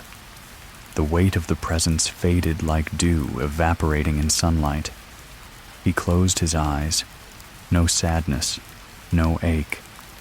Just a deep, slow exhale. When he opened them again, the lake hadn't changed, but he had. The version of him that had sat down hours ago had been carrying the last threads of the loop. Now, he could feel it. The loop had released him. Or perhaps, more accurately, he had finally released himself. Caleb stood knees stiff and turned from the lake. The path back to the car was still there, but now it seemed shorter. The overgrown brush had pulled back slightly, the way trees bend in old stories when the hero has finally earned their passage. He walked slowly, not to delay leaving, but to match the quiet reverence of the moment. Each step was deliberate, grounded, real. He reached the car and opened the door, sliding into the driver's seat with the ease of someone returning not to a destination, but to himself. The engine started on the first turn. The dashboard blinked to life. No warnings, no flickering displays, just the soft illumination of a full tank and a steady heartbeat in the RPMs. He pulled away from the lake, the gravel crunching beneath the tires, and merged back onto the silent road. The landscape outside the windows stretched wide and golden, with trees bowing gently in the breeze and shadows growing long with the approach of evening. There were no signs, no traffic, no noise, only the sound of his own breath and the soft hum of rubber meeting earth. And somewhere within that silence, he heard it again. Not a voice this time, but a memory. Clear, crisp. The first time Anna had fallen asleep in the back seat after a long drive curled against the door, with her head resting on her jacket, trusting the road, trusting him to get them home. He smiled, not a grin, not a laugh, just the simple smile of someone who remembers without pain. Somewhere behind him the motel had vanished. Or maybe it had never been there at all. Maybe it existed only when it needed to. A trap disguised as shelter. A shelter disguised as punishment. A maze of memory and mirror and consequence built from within, and only escaped by walking through the center of the self. Ahead the road curved gently to the left. He took it without hesitation. Not because he knew where it went, but because he no longer needed to. The road unfolded with quiet confidence, winding through stretches of pine forest and sun-dappled glades where the air shimmered faintly from the heat of the day. Caleb kept his hands steady on the wheel eyes, forward posture relaxed in a way it hadn't been in years. There was no tension in his back, no tightness in his jaw, no instinctive twitch in his fingers to check the rearview mirror for something following him. He didn't need to. The silence behind him was clean, finished. Whatever had haunted him through the broken halls of the motel, those reflections, those eyeless doubles, those impossibly patient voices that whispered his name in every corridor, they were gone now. Or perhaps not gone, but buried. Contained within the memory of what they had once been, fragments of grief and guilt wrapped in endless repetition. The afternoon light had deepened into gold, the kind of light that makes everything look like memory. The dashboard clock ticked calmly now, minutes past 5. For the first time in ages, Caleb wasn't counting. Time wasn't waiting for the clock to freeze again or roll back to 3:32. Each minute passed without protest. Each second arrived, did its duty, and moved on. He rolled down the window and let the warm air rush into the car, carrying with it the scent of distant firewood and sun-baked bark. Birds called in the canopy above, their voices sharp and unburdened, unknowing of the machinery of loops or memory constructs or broken time. Eventually, the forest thinned and gave way to open hills and long, rolling fields. On the right side of the road, an old gas station came into view. Dusty, weather-worn, almost certainly closed, but with a rusted metal bench sitting in the shade of an awning, and a faded Coke machine half sunk into the gravel beside it. Caleb felt the car slow before his foot had even pressed the brake. He pulled in without thinking, parked in front of the building, and stepped out into the still heat of the early evening. Everything was silent, but not in a dead way. The kind of silence that belongs to places forgotten by the world, but remembered by the people who needed them. The gas station windows were dark, the door chained, but the bench was solid cool in the shade, and after a long moment standing still, Caleb walked over and sat down. Across the road, the field stretched wide, scattered with dry grass and white-barked trees leaning slightly in the wind. Above them, the sky had begun to soften, moving into the burnt orange of a summer dusk. He reached into his jacket pocket and pulled out the small black notebook he'd taken from the motel, though he couldn't quite remember when. It felt as if it had always been with him, like it had traveled with him long before the motel ever appeared. The leather cover was worn and smooth now, the edges curled slightly from use. He opened it to the first blank page. The pen was still there, wedged into the spine. He began to write again, no longer recording the strange hallways or haunted rooms or impossible copies of himself. That part was done. Instead, he wrote about the lake, the dock, the swing, the moment Anna had rested her hand on his, and the way the air had felt lighter after she left.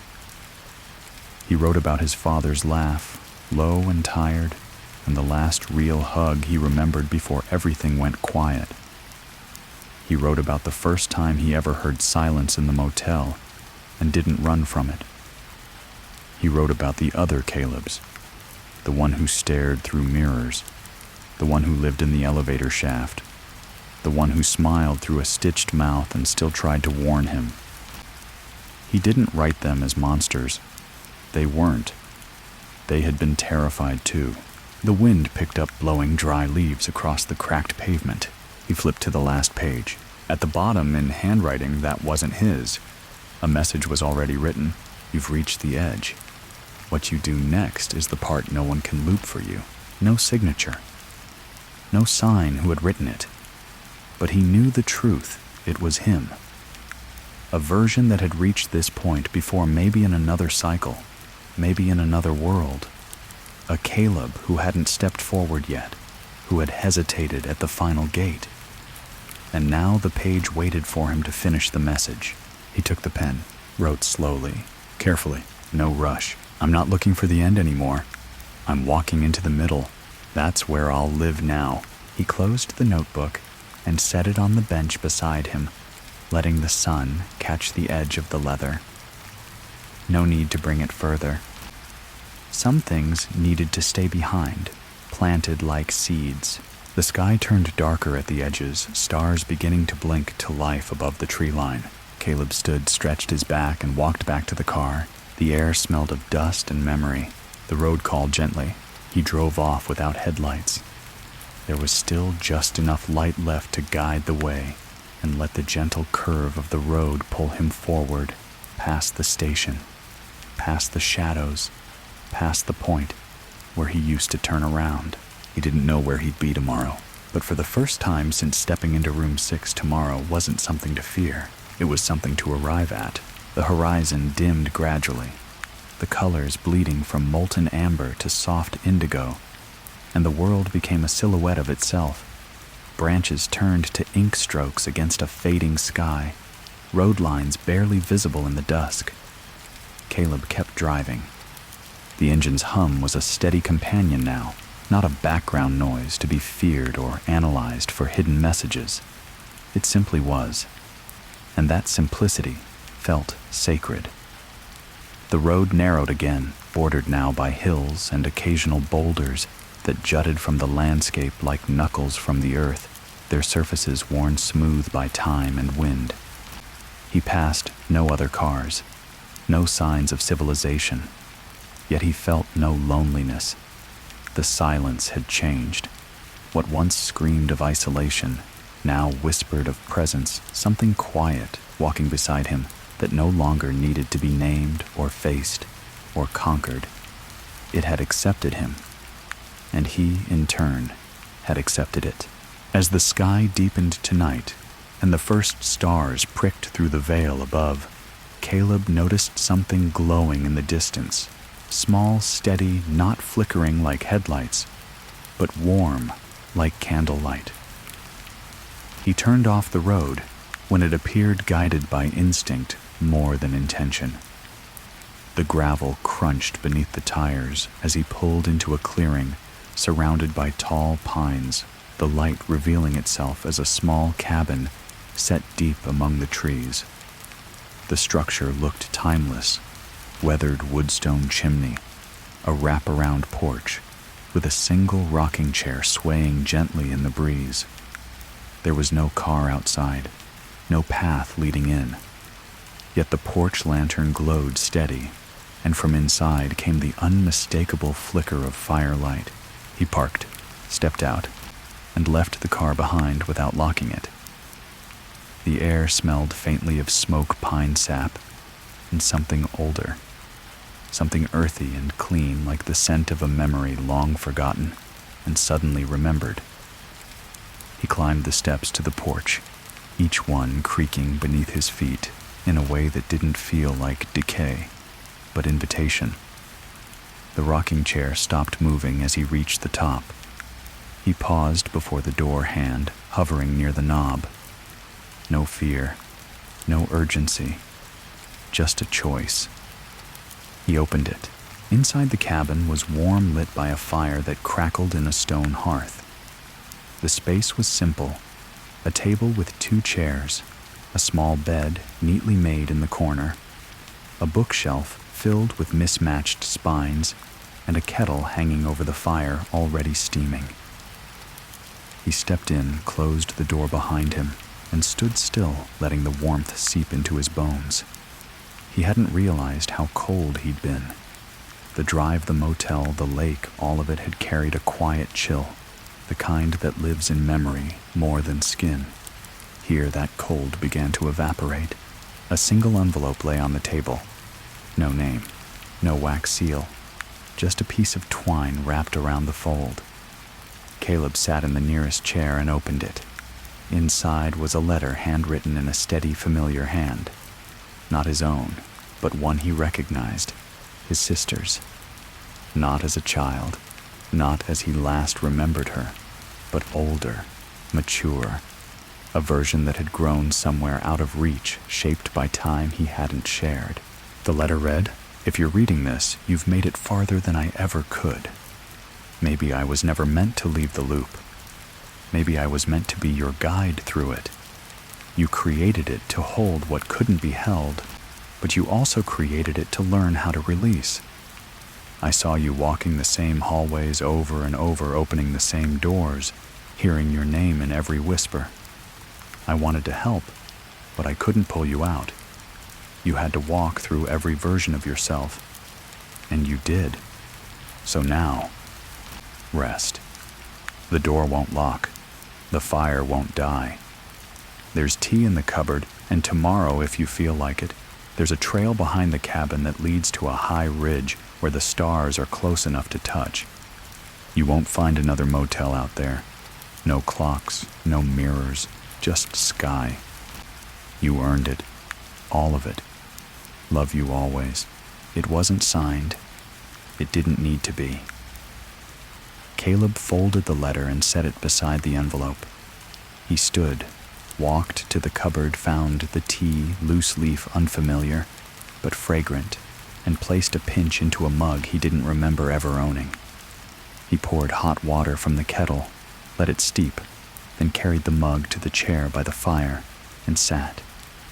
Outside, the wind moved through the trees in low waves, brushing the wooden slats of the cabin with a rhythmic, soothing cadence. The fire popped once, then settled. His muscles softened. His heartbeat slowed. He sipped the tea floral, a little earthy, not sweet, but grounding. He didn't know what tomorrow would bring. He didn't need to. The cabin had no clocks, no schedules, no hidden passages. There were no rules here, no loops. Just the low crackle of fire and the gentle promise of sleep. He leaned back in the chair, let his head rest against the cushion, and stared into the flames, not watching for patterns, not searching for meaning, just letting the warmth coat the inside of his chest.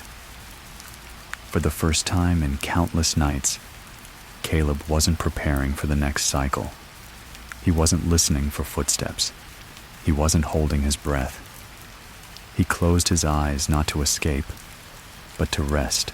And when he did the last remaining fragments of the motel, the reflections, the whispers, the resets, they didn't disappear. They simply fell silent because they were no longer needed, because he had brought himself home. Caleb woke slowly, not with the start of a man emerging from a nightmare, but with the weightless quiet of real sleep, the kind that carries no images, no noise, just pure, uninterrupted drift. The fire had burned low, but hadn't gone out.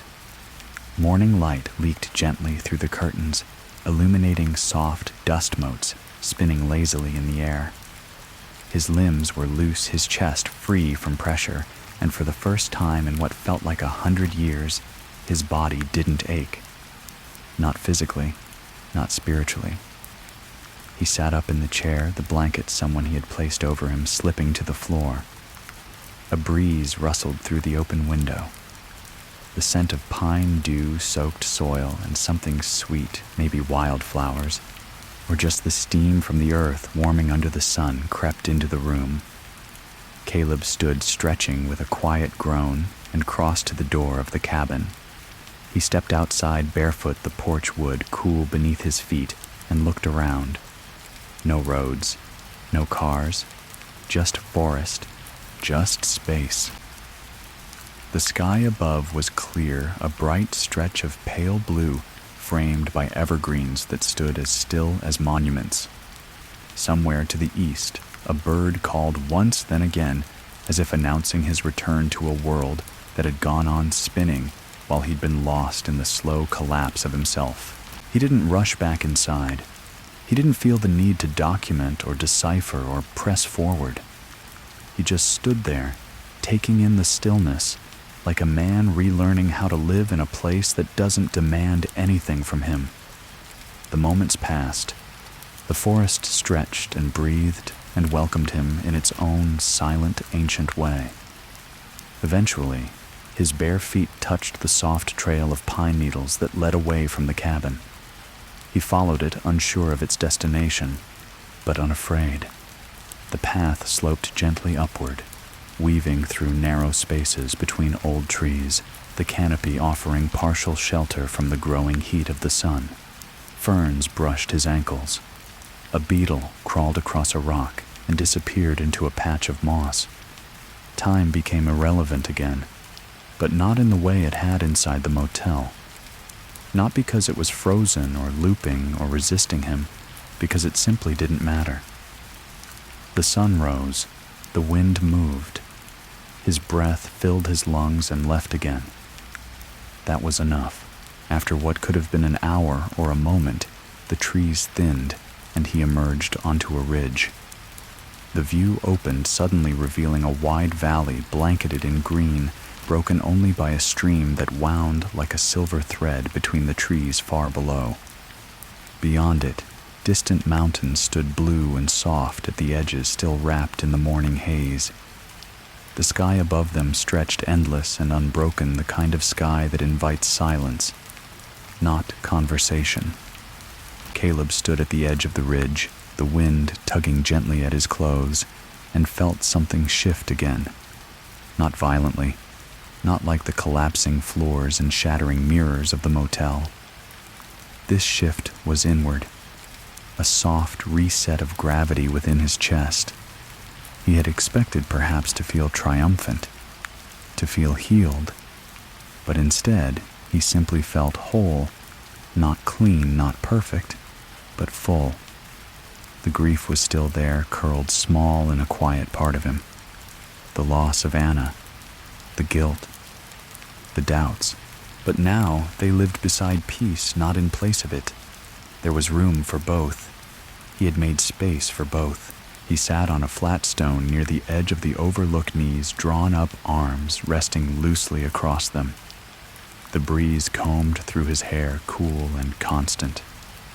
He stayed there for a long while, not thinking, just existing, letting the world happen around him without needing to narrate it, control it, or fear what came next. No alarms, no resets, no eyes staring from behind glass. The last time he'd sat still like this, he'd been a child, before the accident, before the motel, before grief had folded time around him like a net and taught him to forget how to breathe without checking the clock. When the sun began to dip slightly westward, he stood, walked back the way he came, and returned to the cabin. It welcomed him again with creaking floors and the gentle scent of wood smoke and dried herbs. A small meal waited on the table. Bread something resembling jam, a warm pot of herbal tea still steaming faintly. He didn't question it. Perhaps he had made it earlier. Perhaps the cabin, like the motel before it, had its own logic, its own language. But unlike the motel, this place didn't require rules. It simply offered. And for the first time in countless versions of himself, Caleb accepted. He ate slowly, chewing in silence, listening to the soft creaks and murmurs of the house as the evening deepened. No knocks came. No voices stirred from behind the walls. And when he finished, he washed the plate in a small basin by the window, dried it with a cloth, and placed it back where it belonged. That night, as the stars returned, he lit the lantern by his bedside, crawled beneath the cool linen sheets, and let the quiet wrap around him. Not like a trap this time. Not like an ending, but like a beginning he had finally earned. Caleb slept through the night, undisturbed, his dreams soft and quiet, full of color and no urgency. No corridors, no flickering lights, no mirrored versions of himself waiting just beyond the edge of waking. When he opened his eyes, the sun had already risen, casting long strips of amber across the floorboards of the cabin, warming the wooden slats beneath his bare feet as he stepped out of bed. He didn't move with hesitation now. The heaviness that had once defined his every movement, born of suspicion memory and the silent ticking of a broken cycle, was no longer present. In its place was clarity, not just of mind, but of being. His skin felt like his own again, his breath no longer drawn in short defensive rhythms, but deep and effortless. He stepped outside with a tin cup of tea in hand and leaned against the porch railing. The morning air held the cool remnants of the night, tinged with the scent of damp pine and earth, but it would soon give way to the full heat of the day. The sky overhead was unmarred. No clouds, no jet trails, only the endless expanse of blue, stretching unbroken across the tops of the trees. Somewhere off to the west, he could hear a stream trickling lazily through the forest, its gentle sound interlaced with the occasional chirp of birds and the soft rustle of leaves. Today he had no plans. He let the thought sit on his tongue like a rare fruit-sweet unfamiliar. No plans. He wasn't waiting for a message, a sign, a riddle tucked into an envelope or carved into a wall. The motel had taught him how to survive. This place, whatever it was, had begun teaching him how to live. And so, with no aim beyond presence, he stepped down from the porch and followed a deer trail into the woods behind the cabin, his mug still warm in his hand. The trail wound lazily between trees so old their bark had grown in deep spiraling grooves. Ferns spilled across the forest floor like green lace, and mushrooms, the color of rust, clung to fallen logs. A pair of squirrels darted through the branches above him, chittering as they disappeared into the canopy. He moved slowly, absorbing the quiet details of the woods, the glint of dew on spider webs, the hollow knock of a woodpecker in the distance, the sudden hush when the breeze paused and all the leaves stilled together. After some time, the trail opened into a clearing. It wasn't large, just a small bowl of earth surrounded by thick pine trunks with a flat stone in the center, worn smooth by rain and time. Without thinking, Caleb sat down, legs folded beneath him, and placed the tin cup beside him in the grass. A single beam of sunlight filtered through the canopy above and landed across his shoulders. He closed his eyes. No mantra, no meditation, just stillness. And into that stillness, something new began to seep memory, but not the kind that arrived with pain. He remembered his mother humming softly in the kitchen, the sound barely rising above the clatter of spoons in a mixing bowl. He remembered his father's hands, broad and strong, lifting him easily into the bed of a pickup truck for a camping trip that never made it into the photo albums. He remembered Anna not on the day she vanished, but 2 weeks earlier, chasing fireflies barefoot in the backyard, while he sat on the porch pretending not to watch. And he remembered something else, something small, insignificant, almost entirely lost in the folds of life before the motel. A moment of silence they'd shared side by side on the banks of Arrow Lake, just skipping stones and saying nothing at all. He opened his eyes. The clearing remained untouched. The beam of light now warmed his hands. The motel had never let him have these moments.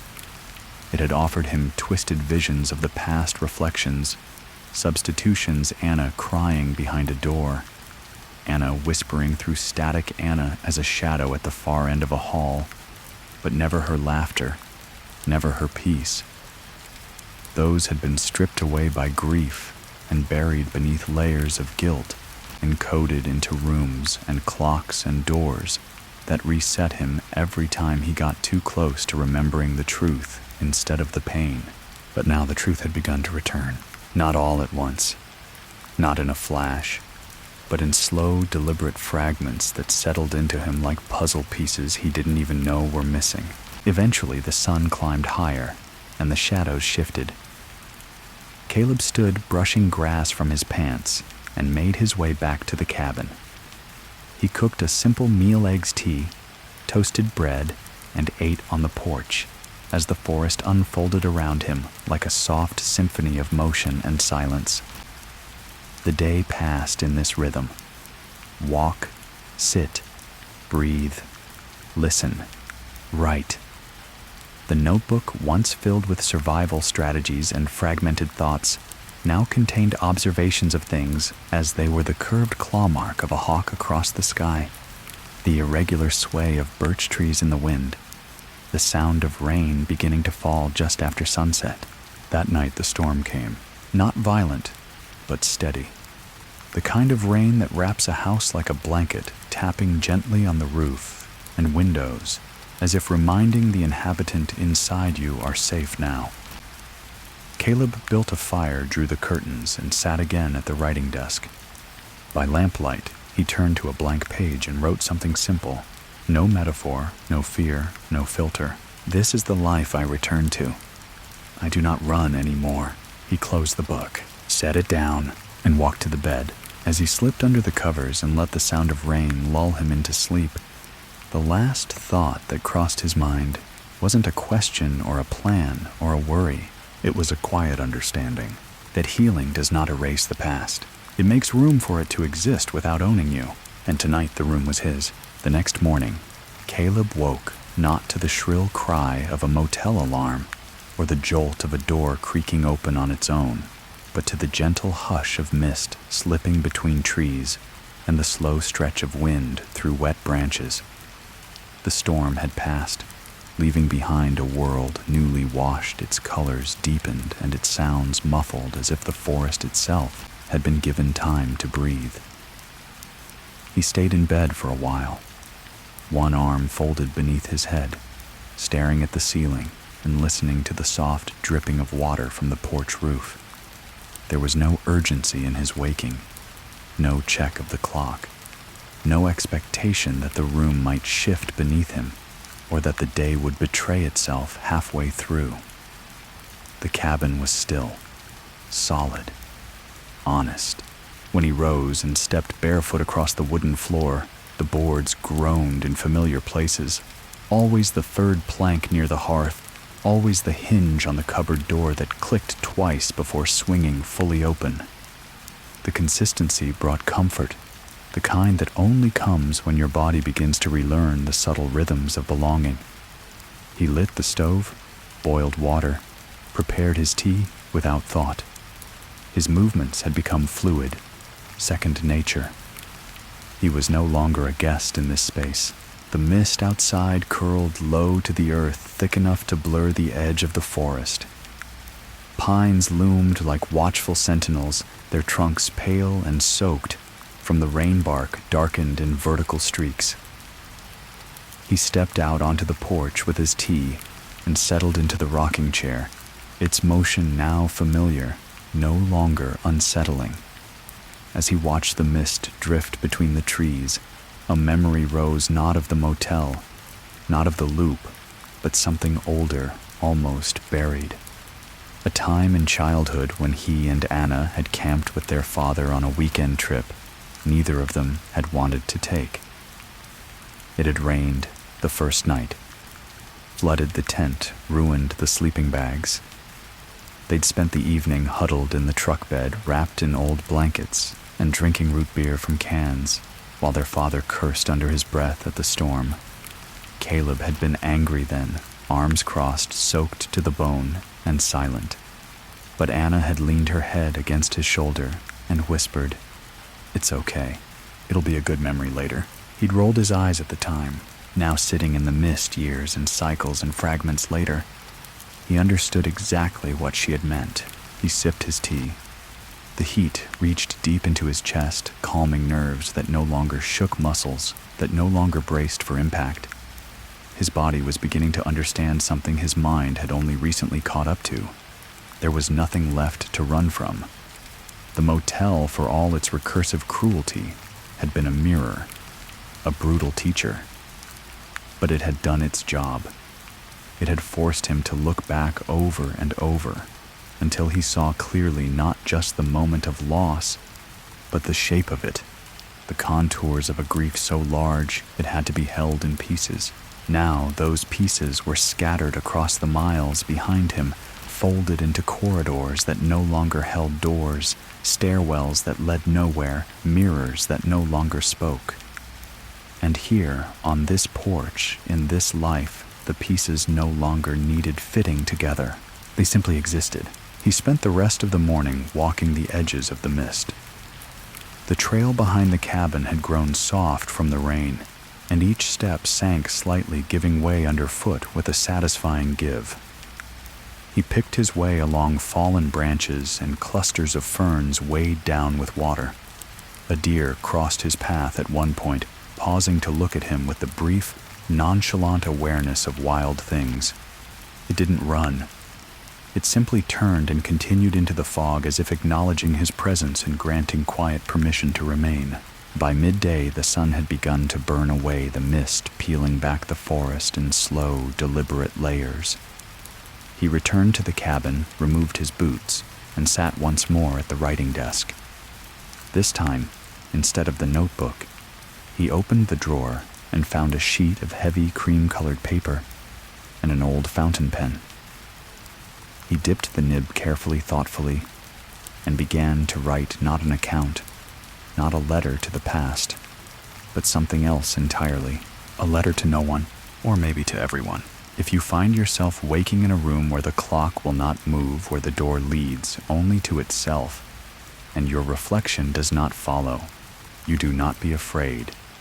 You are not broken. You are not lost. You are being asked to stop running, to turn around, and to meet yourself where you've been hiding. There will be voices. Some will lie. Some will warn you. Some will sound like people you loved. Listen anyway. But don't follow them. Follow the weight in your chest. Follow the breath you almost forgot how to take. And when the hallway darkens, when the mirror cracks, when the bed resets and the door relocks and the knock comes again, say nothing. Wait. Listen. Stay. You are not meant to escape. You are meant to return. He let the ink dry in silence, then folded the page, placed it inside an empty envelope, and left it on the porch railing. A breeze lifted it slightly, as if considering whether to carry it away. That evening, as the sun melted behind the trees, he sat by the fire with no light but the flicker of flame, and no sound but the wind through the eaves. He did not write again. He did not speak. He simply breathed, and the world for once breathed with him.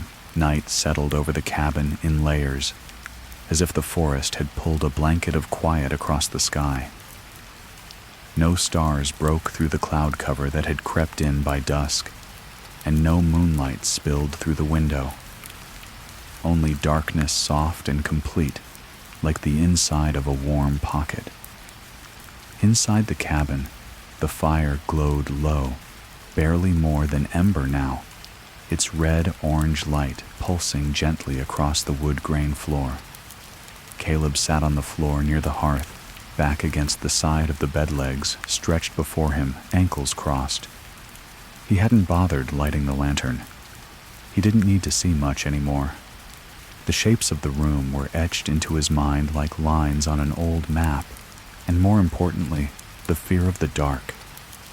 The primal suspicion that something might live in the spaces beyond what the eyes could reach had long since been burned away by the fires of the motel. He found the silence tonight deeper than usual, not ominous but sacred. No wind outside, no rustling trees. The forest had gone still, as if it too understood the moment. Somewhere far off, an owl called once, brief and solitary, then fell quiet again. The flames crackled softly in their bed of ash. Caleb didn't sleep yet, though his eyes were heavy. He remained awake, not out of restlessness, but reverence. This was the kind of silence worth staying awake for. The kind that asked nothing of him and promised nothing in return, only presence. He reached for the notebook again, not to write, but to hold it, turning it slowly in his hands. The pages inside were no longer just filled with survival notes and fragments of memory. They were filled with observations, thoughts, small declarations of truth. In a way, the notebook had become his witness. Not a journal, not a confession, but something simpler, a companion through the slow return to himself. And now that return felt complete, though not closed. Nothing about healing was linear. There would always be echoes. There would always be corners of the mind where the loop's design remained perfect little scars that no longer throbbed, but still remembered the shape of the wound. He leaned his head back against the bedpost and let his eyelids drift lower. It was not yet sleep, but it was rest. And rest had once been impossible. He awoke sometime before dawn, the fire having finally died, the cabin chilled with night air. But instead of going back to sleep, Caleb rose, pulled a sweater over his shoulders, and stepped barefoot out onto the porch. The forest was still wrapped in shadow, but on the eastern edge, the first faint threads of pale blue were beginning to unravel the darkness. Mist clung low to the grass and the moss-covered path, and a thin film of dew had settled across the railing. He inhaled deeply. The air was sharp with cold, but clean, so clean it felt like a kind of baptism. And in that breath, something in him let go completely. He sat on the porch steps and waited for the sun, and when it came not with drama, not with brilliance, but with gentleness spilling slowly across the trees, kissing the tops of the branches before seeping down into the lower canopy. The warmth did not rush in. It crept respectfully, as if asking permission. The shadows retreated, the color returned, and with it a sense of affirmation. He rose and walked into the clearing behind the cabin, the one he'd discovered on his second morning here. The stone in the center still held the impression of where he had sat before, and he returned to it now, not out of habit, but completion. He sat cross-legged again and placed his hands on his knees, palms up open. He did not close his eyes. Instead, he stared directly into the light of the morning, letting the sun meet him without filters, without shields, without reflection. For the first time, he thought of the motel with a strange, almost tender neutrality. It had been cruel, yes. It had broken him down, yes, but it had also delivered him here. Not by design, not by kindness, but by necessity. The loop had been built not to punish, but to prepare. Each reset, each mirrored scream, each door that led back to itself had taught him how to stop flinching, how to endure the weight of his own memory, how to carry it, not bury it. It had taken so long, so many failures, so many rooms, but he was here. The trees rustled in a light breeze, and for the first time Caleb smiled not with relief, but with something purer, gratitude. He stood and stretched his body light in a way it hadn't been since he was a child. There was no more writing to do, no more cycles to close, no more instructions to decode. The forest was his now, not because he claimed it, but because it had let him stay. The cabin would remain. The trails would remain. Maybe someday someone else would find their way here, someone carrying their own maze of guilt and silence. And maybe, just maybe, they too would step through the door, sleep by the fire, and remember what it felt like to stand still. But that wasn't his burden anymore. He returned to the porch, where a small satchel lay by the door his. He didn't remember packing it, but he didn't question it. Inside, he found bread-dried fruit, a flask of water, and the letter from Anna folded neatly atop the rest. He left the notebook behind, resting on the windowsill beside the rocking chair, open to the last page. No words written there, just space, for whatever came next. He walked down the path without looking back, not because he didn't care, but because he no longer needed to. Caleb moved through the woods with the easy confidence of someone who no longer questioned where the path might lead. The trail behind the cabin narrowed, winding between tall pines and low brush, still damp from the early mist, but the ground beneath his feet was firm, welcoming. Sunlight streamed through gaps in the canopy, in wide golden shafts, lighting the forest in pieces as though the day itself were being revealed, one breath at a time. Birds flitted overhead, their wings catching the light like glass catching fire. The sound of the stream returned louder now, closer, weaving a ribbon of clarity through the stillness. Caleb followed it instinctively. He carried no map, needed no destination. The idea of arrival had lost its weight somewhere in the unspoken hours between his last dream and his first step this morning. He wasn't trying to finish anything anymore. He was simply walking. The stream appeared through the trees, wide and shallow, moving fast over polished stones and mossy banks. The water glittered in the sun, and the sound of it rushing over itself filled the forest with a low, steady rhythm. Caleb knelt at its edge, dipped his fingers into the cold flow, and watched the ripples radiate outward, endlessly moving, always reshaping. The coolness stung at first, but it woke his skin like a gentle startle. He brought his hand to his face, pressed the wetness to his eyes, his forehead, then sat back and exhaled. The kind of exhale that belonged to endings not of stories, but of burdens. He found a fallen log and sat for a while, letting the stream speak in its ancient voice. There were no signs of civilization here. No plastic wrappers, no trail markers, no rusted fences, no forgotten shoes hanging from branches like symbols. This was not a place the loop had touched.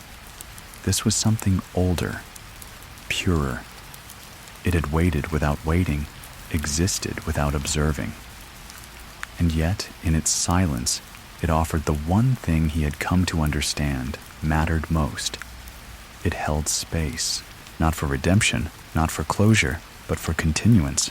He sat until the shadows shifted again, until the warmth of the day began to retreat, and then he rose.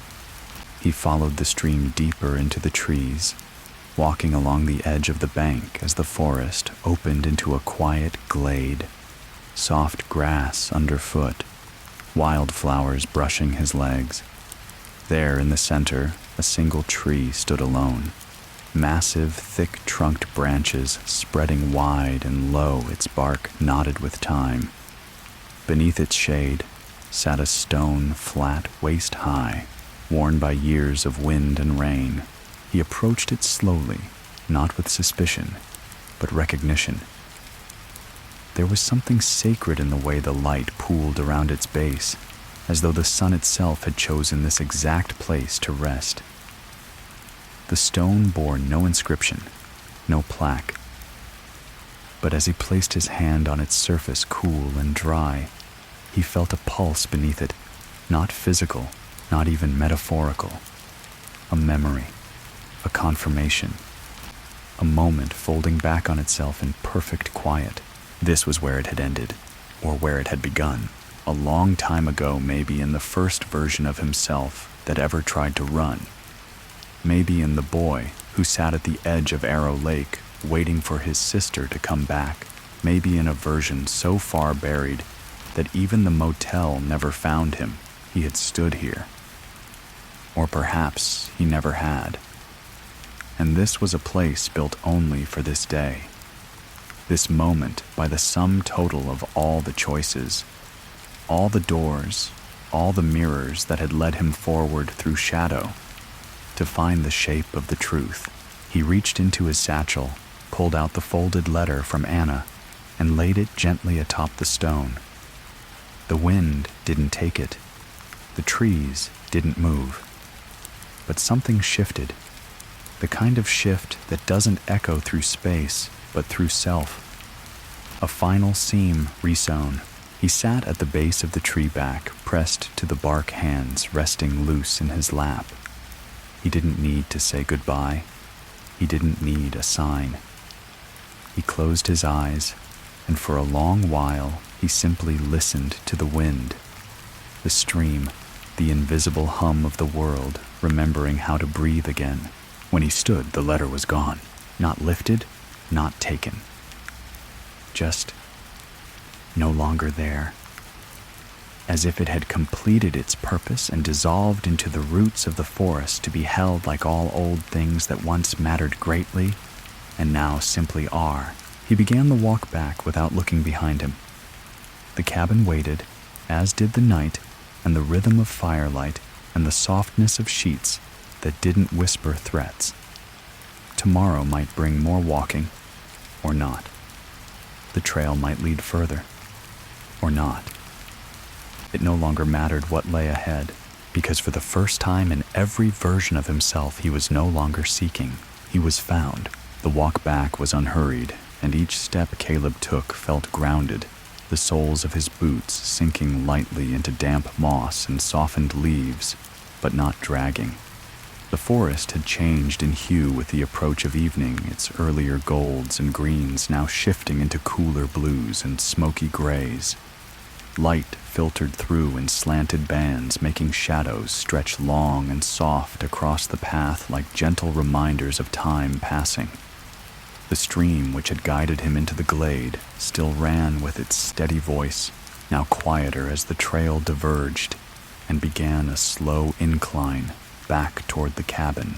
He carried no expectations with him. The stone, the letter, the tree, none of it demanded meaning anymore. They had existed in that moment for exactly what they were, and nothing more. The need to interpret, to understand every symbol and sign, had melted from him like snow and sun. What remained was a quiet intimacy with the world itself. His breath matched the rhythm of the wind. His heartbeat aligned with the tapping of branches. The loop had trained him to anticipate danger in stillness, to seek patterns in everything. But now patterns were no longer threats. They were comforts. When the cabin came into view again, nestled where it had always been, half hidden in the trees, lit faintly by the last burn of the sky, it felt less like a destination and more like an echo, his own shape reflected back through time. Smoke rose gently from the chimney. The porch lamp flickered on as he reached the steps, not triggered by motion, but as if acknowledging his return. He climbed slowly, the creaking of each board beneath his feet like the turning of pages. Inside the room was warm lamplight filling the corners with golden hush. The fire had been tended in his absence. A fresh log burned slow and even in the hearth. The small table beside the window held a bowl of lentil stew, still steaming, a wedge of dark bread, and a cup of tea. Caleb stood there for a moment, hands at his sides, staring at the table. There was no fear, no confusion. The gesture didn't startle him. It made sense in the same way a heartbeat does. Some part of the forest of the cabin recognized what he needed. and provided without explanation. He sat and ate slowly, chewing with the attention of someone who understood that each bite was not just food, but affirmation that he belonged here, that he had earned this quiet. Afterward, he washed the dishes, wiped the table, and sat by the fire. He didn't pick up the notebook this time. He didn't read or write. He simply stared into the flames, letting the soft pop and collapse of wood fill the room. The fire didn't demand reflection. It didn't conjure memories or bend the air into visions like the motel's mirror fires had. It just warmed him. And in that warmth, a realization settled in he could stay. Not forever. Not in the way the loop had held him. But long enough to rest, long enough to let the stillness anchor instead of isolate, long enough to forget what it felt like to wake with dread. And when he did eventually rise and crawl into bed, he didn't hesitate. No checking under the bed, no counting shadows in the corners, no bracing for the sudden jolt of the reset. The bed accepted him. The sheets cooled beneath his skin, and before his eyes closed, he whispered something not out of ritual, not out of need, but out of gratitude. "Thank you," he said to the room, to the fire, to himself. No answer came. None was needed. He slept, and for the first time in all his lives, his dreams did not follow him. They led him. They led him to open places, green hills without horizon, a wind that smelled of citrus and sea, hands he hadn't held in years, a voice his mother's reading aloud from a book that had no end. He dreamed of swinging gates and long tables in a room filled with light where no one waited because no one had to. The dreams asked nothing. They simply welcomed, and when morning came soft and blue spilling across the windowsill in slow streaks, Caleb woke with his breath already calm. No gasp, no sweat, just the sensation of returning from somewhere gentle. He sat up. The fire had died. The cabin was still. Outside, the forest began to stir again. He rose and stepped out into the fresh day with no plan, no pressure, and no shadow behind him, just light. The sun had only just cleared the treetops when Caleb stepped out into the quiet of morning.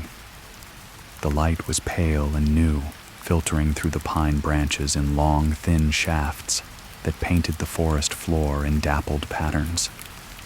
The air held the crispness of early day, cool and sweet, touched faintly by wood smoke and damp moss. Behind him, the cabin rested without urgency, its walls humming with stillness, its windows catching the light like mirrors that no longer needed to reflect anything. It had become more than shelter. It was a threshold, a place between before and after, a place that did not demand an answer to why it existed, only that it be honored. He wore his jacket this morning, not out of need, but ritual.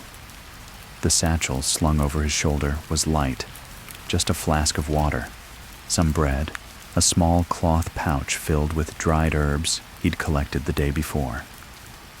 He had no destination, but his feet found the trail instinctively moving, not with purpose, but flow. The forest received him without pause. Leaves shifted overhead, birds darted between branches, and far off the stream whispered its slow, eternal music. There was no decision to walk. He simply walked. Hours passed, like the breeze felt, but unmeasured. He came across places he hadn't noticed before, a grove of leaning birch trees, their white trunks marked by long scars that ran like stories down their bark. A moss-covered boulder, shaped like a sleeping animal, nestled in the shadow of a low hill, and a field where the grass moved like water, all silver and green in the morning wind. In each place, he paused not to examine or question, but to witness. It wasn't about seeing anymore. It was about presence. He stopped at a place where two deer paths crossed and sat in the crook of a fallen tree. The silence there was deep, but never empty. The kind of silence that holds time in the palm of its hand and asks nothing of it. His hands rested on his knees. He breathed, not for calm, not for control, just because breathing was what his body knew how to do now without fear. There was no echo of footsteps behind him, no rustle of leaves suggesting another presence watching. He had left the mirrors behind. The motel, its reflections, its voices, its clever cruelty had no reach here. He had not escaped it. He had outgrown it. When the sun began to tip westward, he rose and followed the long path that looped back toward the cabin. The walk back was slower, not from fatigue, but from fullness. Every corner of his mind felt opened, aired out, like a room once long sealed. Thoughts came and went, but none clung. He passed the same stream now, sparkling with the angled gold of late afternoon, and dipped his fingers once more into its flow. Cold, clear, constant. Back at the cabin, the light had shifted through the windows in soft layers. The fire had not yet been lit, and the hearth stood cold, but it welcomed him still. He filled the kettle, placed it over the flame, and settled into the rocking chair. The notebook lay untouched on the sill, and he left it there. The writing had been a way to survive, to understand. Now understanding came in silence. As the tea steeped, Caleb gazed out through the window and watched the shadows stretch. He thought of Anna, not the ghost she'd become in the motel, not the distorted looping version of her that had cried behind doorways and called from broken radios, but the real Anna. The way her eyes narrowed when she laughed, the way she used to lean back in chairs until their legs creaked, the small scar on her left hand from falling off a bike when they were kids. Those memories had once been trapped beneath grief's thick ice, but now they came clear and easy like the stream, like the wind, like breath. They weren't haunted. They were held. He sipped his tea in the fading light. Outside, the forest grew darker by degrees. The sky moved from gold to deep indigo. Stars blinked into view, shy at first, then more boldly, as if eager to fill the empty sky. The porch lamp flicked on again without sound, casting a soft amber glow across the doorway.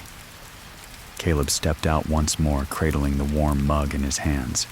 He sat on the top step and watched the night unfold. No loops would begin tonight. No doors would click open. No shadows would crawl beneath the floorboards.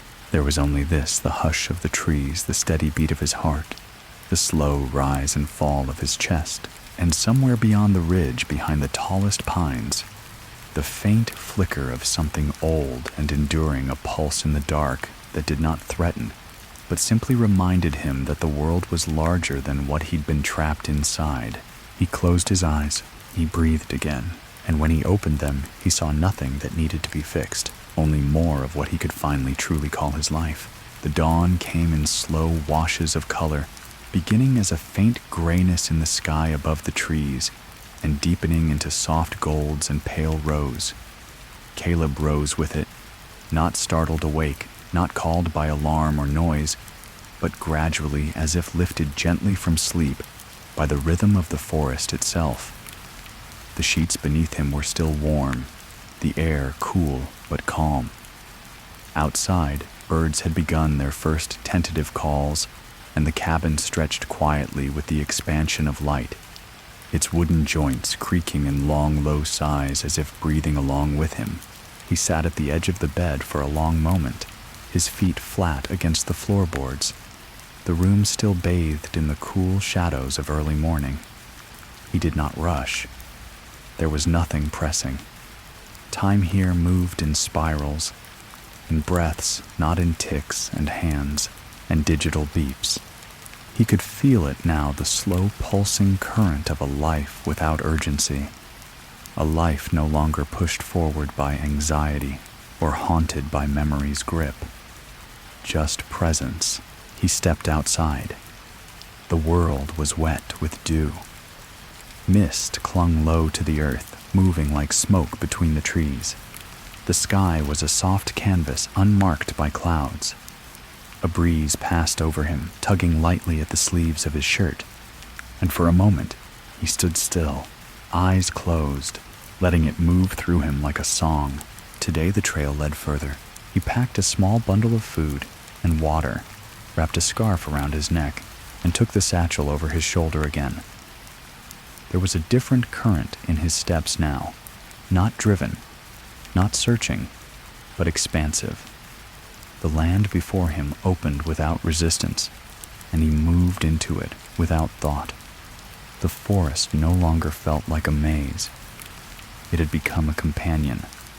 There were still shadows, still bends in the path, still places where the canopy closed in tight, but none of it felt ominous anymore. Even the dark places held a kind of peace. By mid-morning, he reached a ridge he hadn't seen before.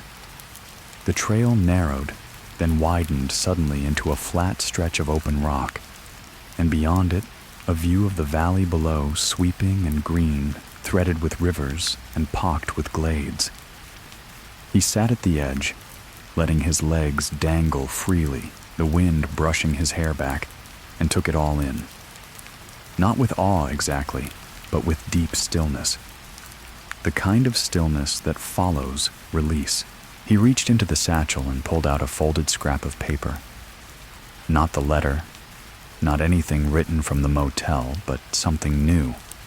A list, not of tasks, not of regrets, but of moments he had reclaimed.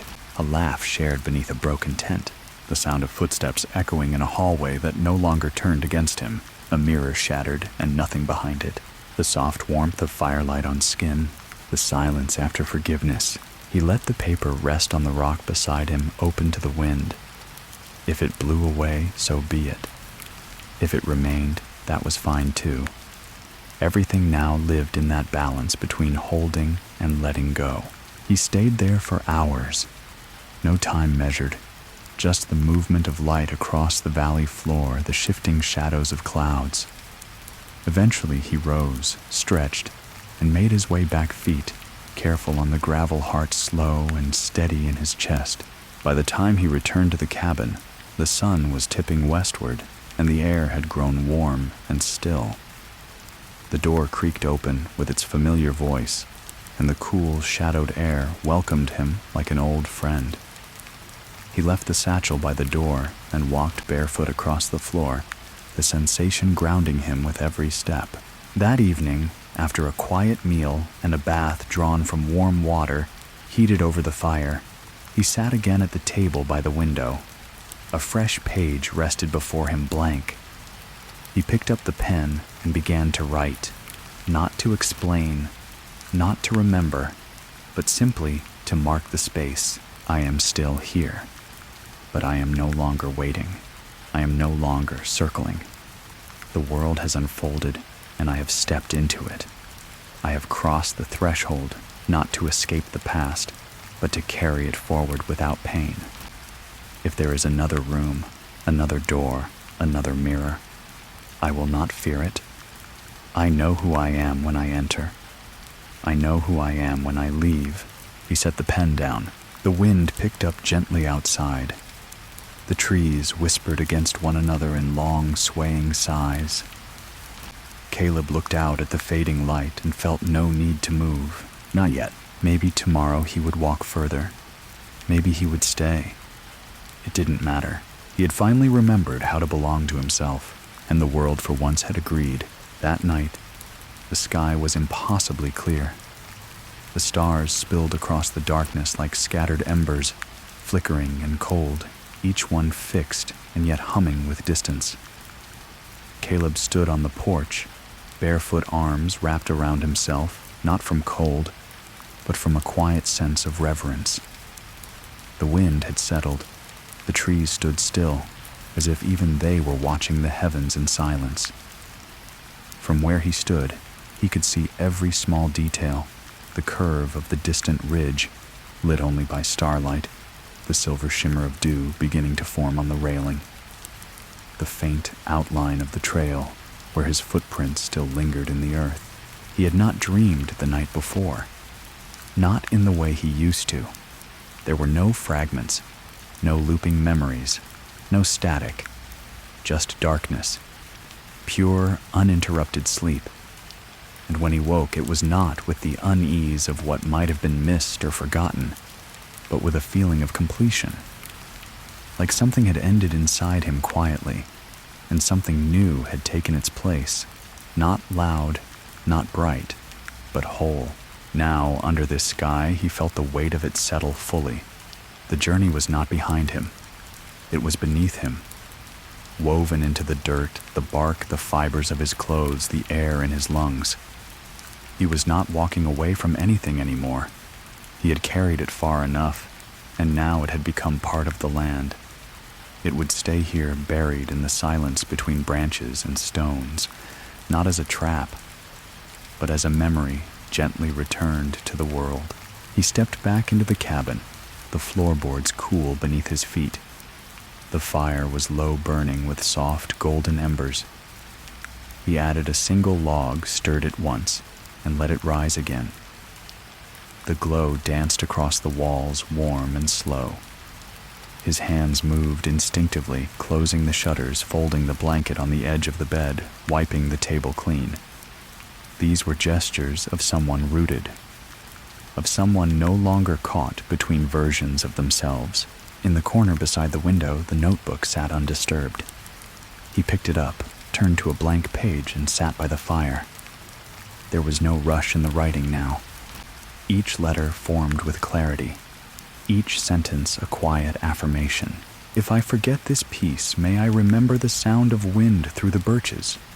If I fear again, may I find the trail beneath my feet. If I ever wake in a room I do not recognize, may I remember that I have walked out before. He closed the book gently and rested it on the windowsill again. The fire crackled the wood, popping once the sound small and perfect in the silence. He sat for a while longer, not moving, just listening. There was something in the quiet now, a hum, almost imperceptible, like the pulse of the forest itself. Not menacing, not warning, just alive. A reminder that the world kept breathing with him, that his presence here wasn't an accident. He had arrived, fully, finally. Later, as he lay in bed, the room cooled by night air and washed in the faint orange glow of dying coals, Caleb let his eyes wander across the beams overhead. The grain of the wood, the knots, the imperfections, all visible, all real. The ceiling didn't bend or stretch. The floor didn't shift. The door remained still. The world had stopped trying to teach him. It was simply letting him be, and that was enough. He slept with the window cracked open, the breeze carrying in the scent of pine and ash. His breath matched the rhythm of the night. No dreams came, only rest. The morning came with bird song, not sharp or sudden, but layered and soft, like a quiet chorus that had been building long before Caleb opened his eyes. The light outside was diffuse, a pale silver glow that hinted at overcast skies. He lay in bed for several minutes, unmoving eyes tracing the gentle play of shadows on the ceiling as they shifted with the trees beyond the window. The cabin smelled of cooled embers and cedar. Rain hadn't fallen, but the air felt damp, a hush resting over everything. He rose slowly, stretching as he stood. The floor was cool beneath his feet, the boards smooth from time and use. No rush filled his body, no anticipation, no dread. He dressed, simply moved to the window, and leaned his forearms on the sill. Outside, the forest swayed slightly, though there was no wind. It moved as though exhaling, not stirred by any weather, just breathing on its own time. A pair of small birds danced between the branches of a low pine, chasing each other in bursts of quiet energy. Beyond them, the trail faded into the trees, where the light thinned into a gentle gray. He made tea. The warmth of it wrapped around his hands as he carried the mug outside to the porch. The rocking chair creaked softly as he settled in. This was not a day for travel. It was a day for stillness. Not forced stillness like what the motel had imposed, but chosen, embraced. The sky overhead held a low ceiling of cloud, the kind that dulled sound and made every corner of the world feel closer. He listened to the drops falling from leaves, not rain, but the remnants of dew shaken loose by birds or shifting branches. It was a quiet orchestra, one that didn't need to build to a climax or resolve into meaning. Just existing was the music. For a while, he simply rocked tea warm in his hands, eyes half-lidded. The forest no longer felt like a thing to navigate. It was not an obstacle or a boundary. It had become a rhythm, a living presence that didn't ask anything from him. It didn't need him to prove he had changed. It knew. In the way the ground accepts the weight of footsteps, or how a tree bends slightly to make space for light, it had accepted him. Eventually he stood and wandered the perimeter of the clearing. The grasses were tall in places thick with seed. He moved his hands gently through them, fingertips grazing the tops. Every so often he knelt to gather herbs, or to inspect a small cluster of mushrooms pushing up from the soil. These small tasks felt sacred now. He was no longer surviving the days he was living them. Back inside the cabin, he prepared a small lunch. Bread toasted over the fire, a few dried berries water from the stream he'd boiled earlier that morning. The simplicity of the meal reminded him of childhood, of evenings sitting cross-legged on the floor beside Anna, sharing crackers and canned soup during power outages. Those memories no longer brought ache. They brought warmth. A gentle smile curled at the edge of his lips as he ate in silence. Afterward, he took the notebook in hand again. The pages had become soft at the edges, worn from turning. He flipped through them slowly past the early sections where his handwriting was sharp and frantic. All angles and pressure the ink sometimes smudged or shaky. Further along the lines became cleaner, the margins more open, the words less about surviving and more about seeing, observing, becoming. He stopped at a blank page and began writing. There will be mornings like this, when nothing presses and the quiet is full of breath, when the trail doesn't call and the fire waits patiently. These are the days when the world whispers instead of speaks, and I have learned to listen. He closed the book and placed it back on the sill. That evening, the sky remained thick with clouds, but they did not threaten rain. They wrapped the forest in a strange softness, muting the edges of things. The fire in the hearth burned low more for comfort than heat. Caleb sat on the floor beside it, back against the bed knees, drawn up hands folded loosely. He watched the fire without thought. Just the curl of flame. The way it pulled from the wood, danced, fell back again. It was the same fire that had burned in the motel, and yet entirely different. It did not flicker with hidden messages or shift into visions. It didn't scream or whisper. It simply was. And maybe he thought that was the real difference now. Nothing needed to mean anything anymore. It just had to be. The next morning, a light drizzle was falling. Not a storm. Not the kind of rain that arrives with urgency and thunder, but a soft, uninterrupted veil of moisture that seemed less like weather and more like the forest breathing out. The world beyond the cabin had gone pale and muted, wrapped in mist so fine it blurred the lines of trees and sky until everything merged into one quiet wash of gray. The drops tapped gently on the porch roof, collecting on the edges before slipping down in long silver beads. Every leaf, every blade of grass, every inch of bark glistened. Caleb watched it all from inside. He sat by the window with his hands curled around a mug of warm tea, the rim pressed lightly to his lip, untouched. His breath fogged the glass.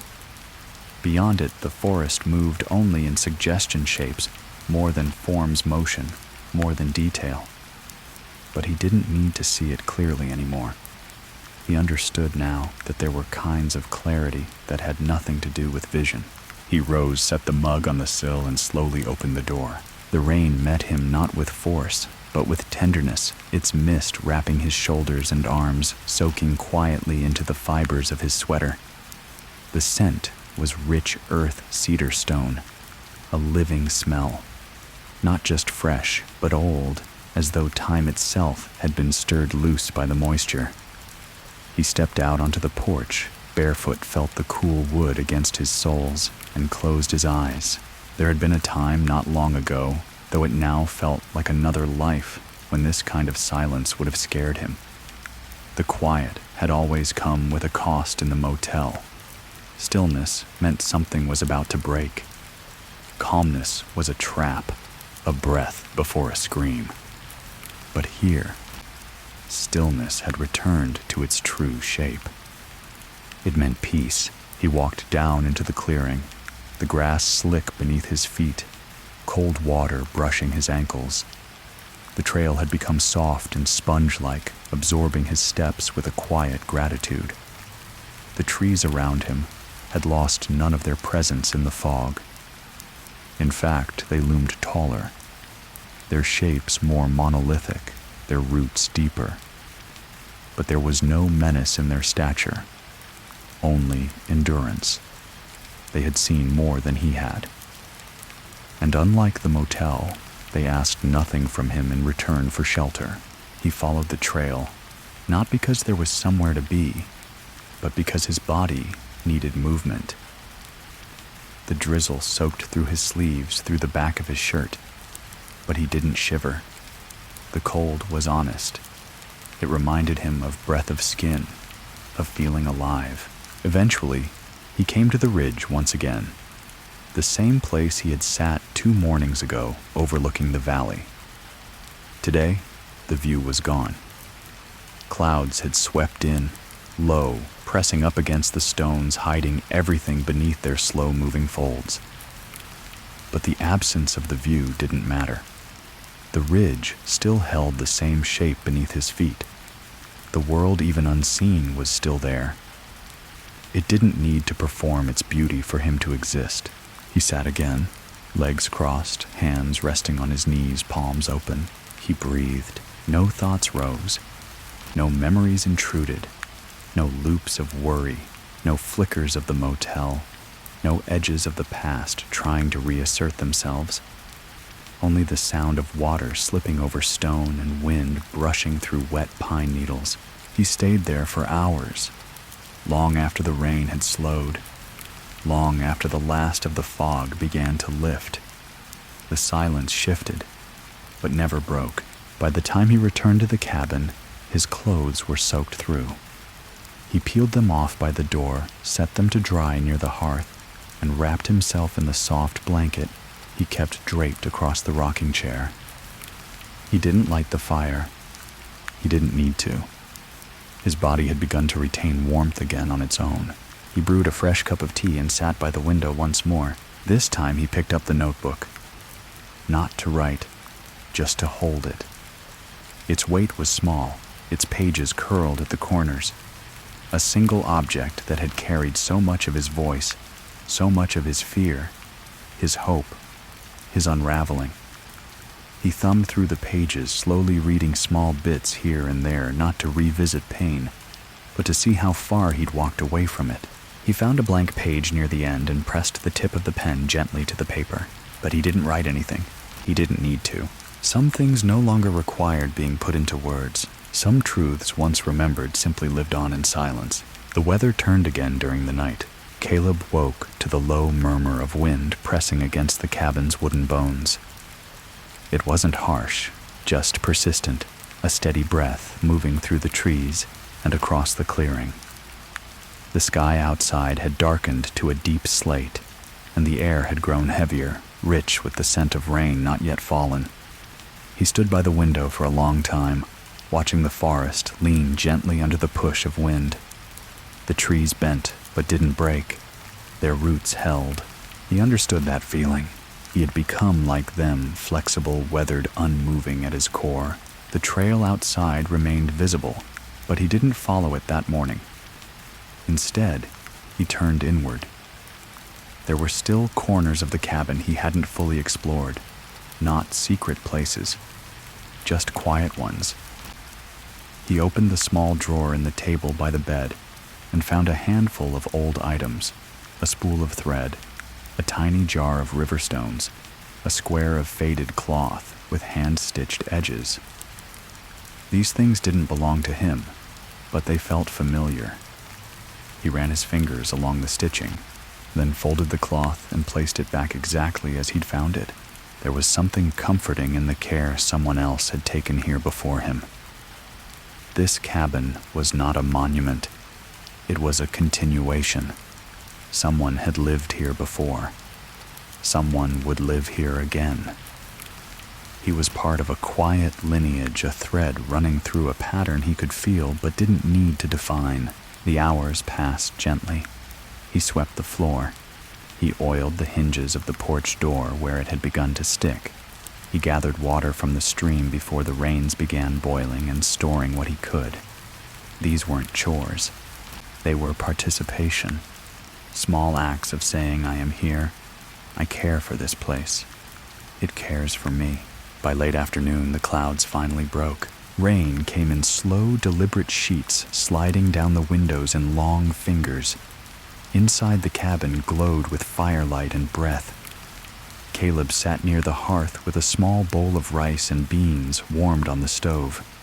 The flames cracked and hummed beside him, and he let the quiet fill the room like music. He wasn't thinking about the past anymore. He wasn't bracing for what came next. He was simply in the moment, fully, deeply, without split attention or waiting dread. The wind rattled the roof once, a soft protest, but even that sound felt like part of a song he'd grown to love. Every creak of the walls, every gust against the shutters reminded him he was held in a place built to endure. That night, long after the fire had settled into embers and the rain softened to a whisper, Caleb opened the notebook again near the final pages. He stared at the blankness for a long while, listening to the wind, feeling the heat of the fire still lingering on his skin.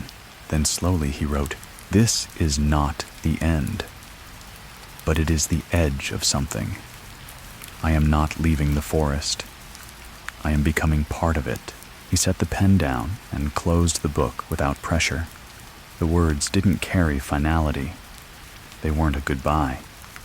They were simply another stone in the path he had learned to walk barefoot. Later, as the rain quieted further and sleep curled its fingers gently around the edges of his mind, Caleb stood in the doorway of the cabin and looked out one more time.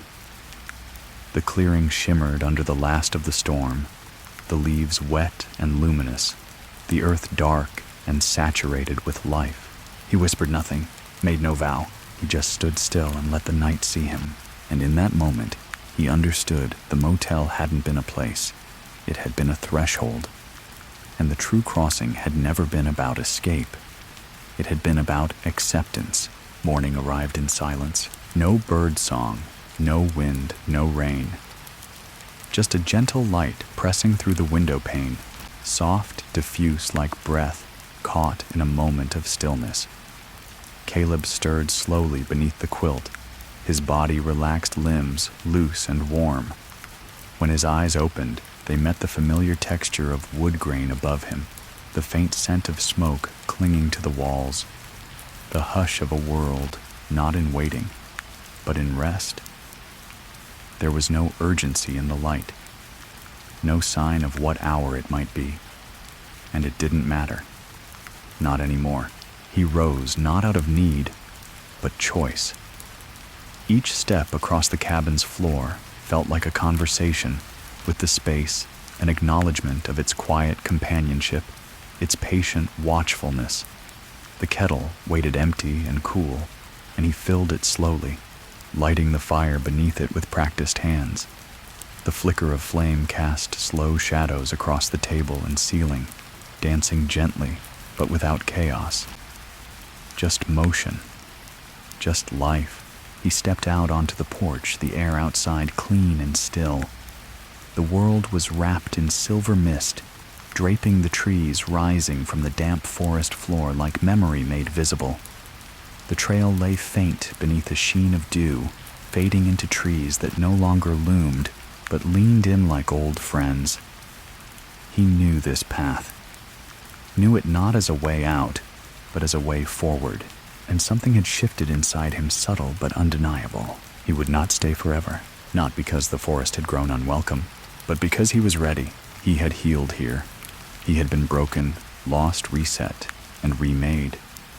And now a quiet part of him, once so afraid of doors and mirrors and loops, understood that movement wasn't exile. It was expression. It was growth. And for the first time in what felt like years, he wanted to move again, to step beyond the clearing, not to escape, but to explore. He packed simply the notebook, now full, a satchel of food, a folded cloth for warmth, and the carved stone he'd once found at the edge of the stream. A token, a grounding weight, a reminder of how far he'd come. He tidied the cabin, swept the floor, washed the last dishes, folded the blanket, leaving it draped over the back of the rocking chair where it had always waited. On the table, he left a note, not for anyone specific, just for whoever might come next. This place gave me stillness. If you have come here lost, I hope it gives you the same. Sit by the fire, rest your mind. The loop ends when you let go. He closed the door behind him. It latched with a soft click, not final, but firm. The porch creaked once beneath his step, then settled. The forest received him without fanfare. The trail curved ahead, disappearing into the mist, and he followed. His breath matched his footsteps. The earth was soft beneath him. No voices followed. No shadows chased. No echoes called him back. There was only the quiet path and the body that walked it, whole, free, alive. And now, as the trail disappears into the quiet morning, we bring this journey to a close. You've traveled with Caleb through shadowed hallways, looping corridors, and the deep woods of solitude and healing. You've seen how time can twist and stretch, how fear can echo, and how peace often waits at the far edge of silence, not as a gift, but as something we learn to grow toward. In the soft light of that final morning, we're reminded that not all horror is loud. Sometimes it's the quiet unraveling of what we once believed was unchangeable. And sometimes survival means surrendering not to danger, but to stillness. Let the hush of the forest stay with you now. Let the mist roll slowly through your thoughts. Let the fire's last ember warm your breath. And as the room around you fades into dark and quiet, may you carry this feeling that the loops can end, that the road always continues, and that rest is not the same as being lost. You are safe now. There are no mirrors watching, no doors closing behind you, just the soft hush of trees, the rhythm of your breath, and the gentle trail into sleep. Good night, traveler. You've made it through. You're home now.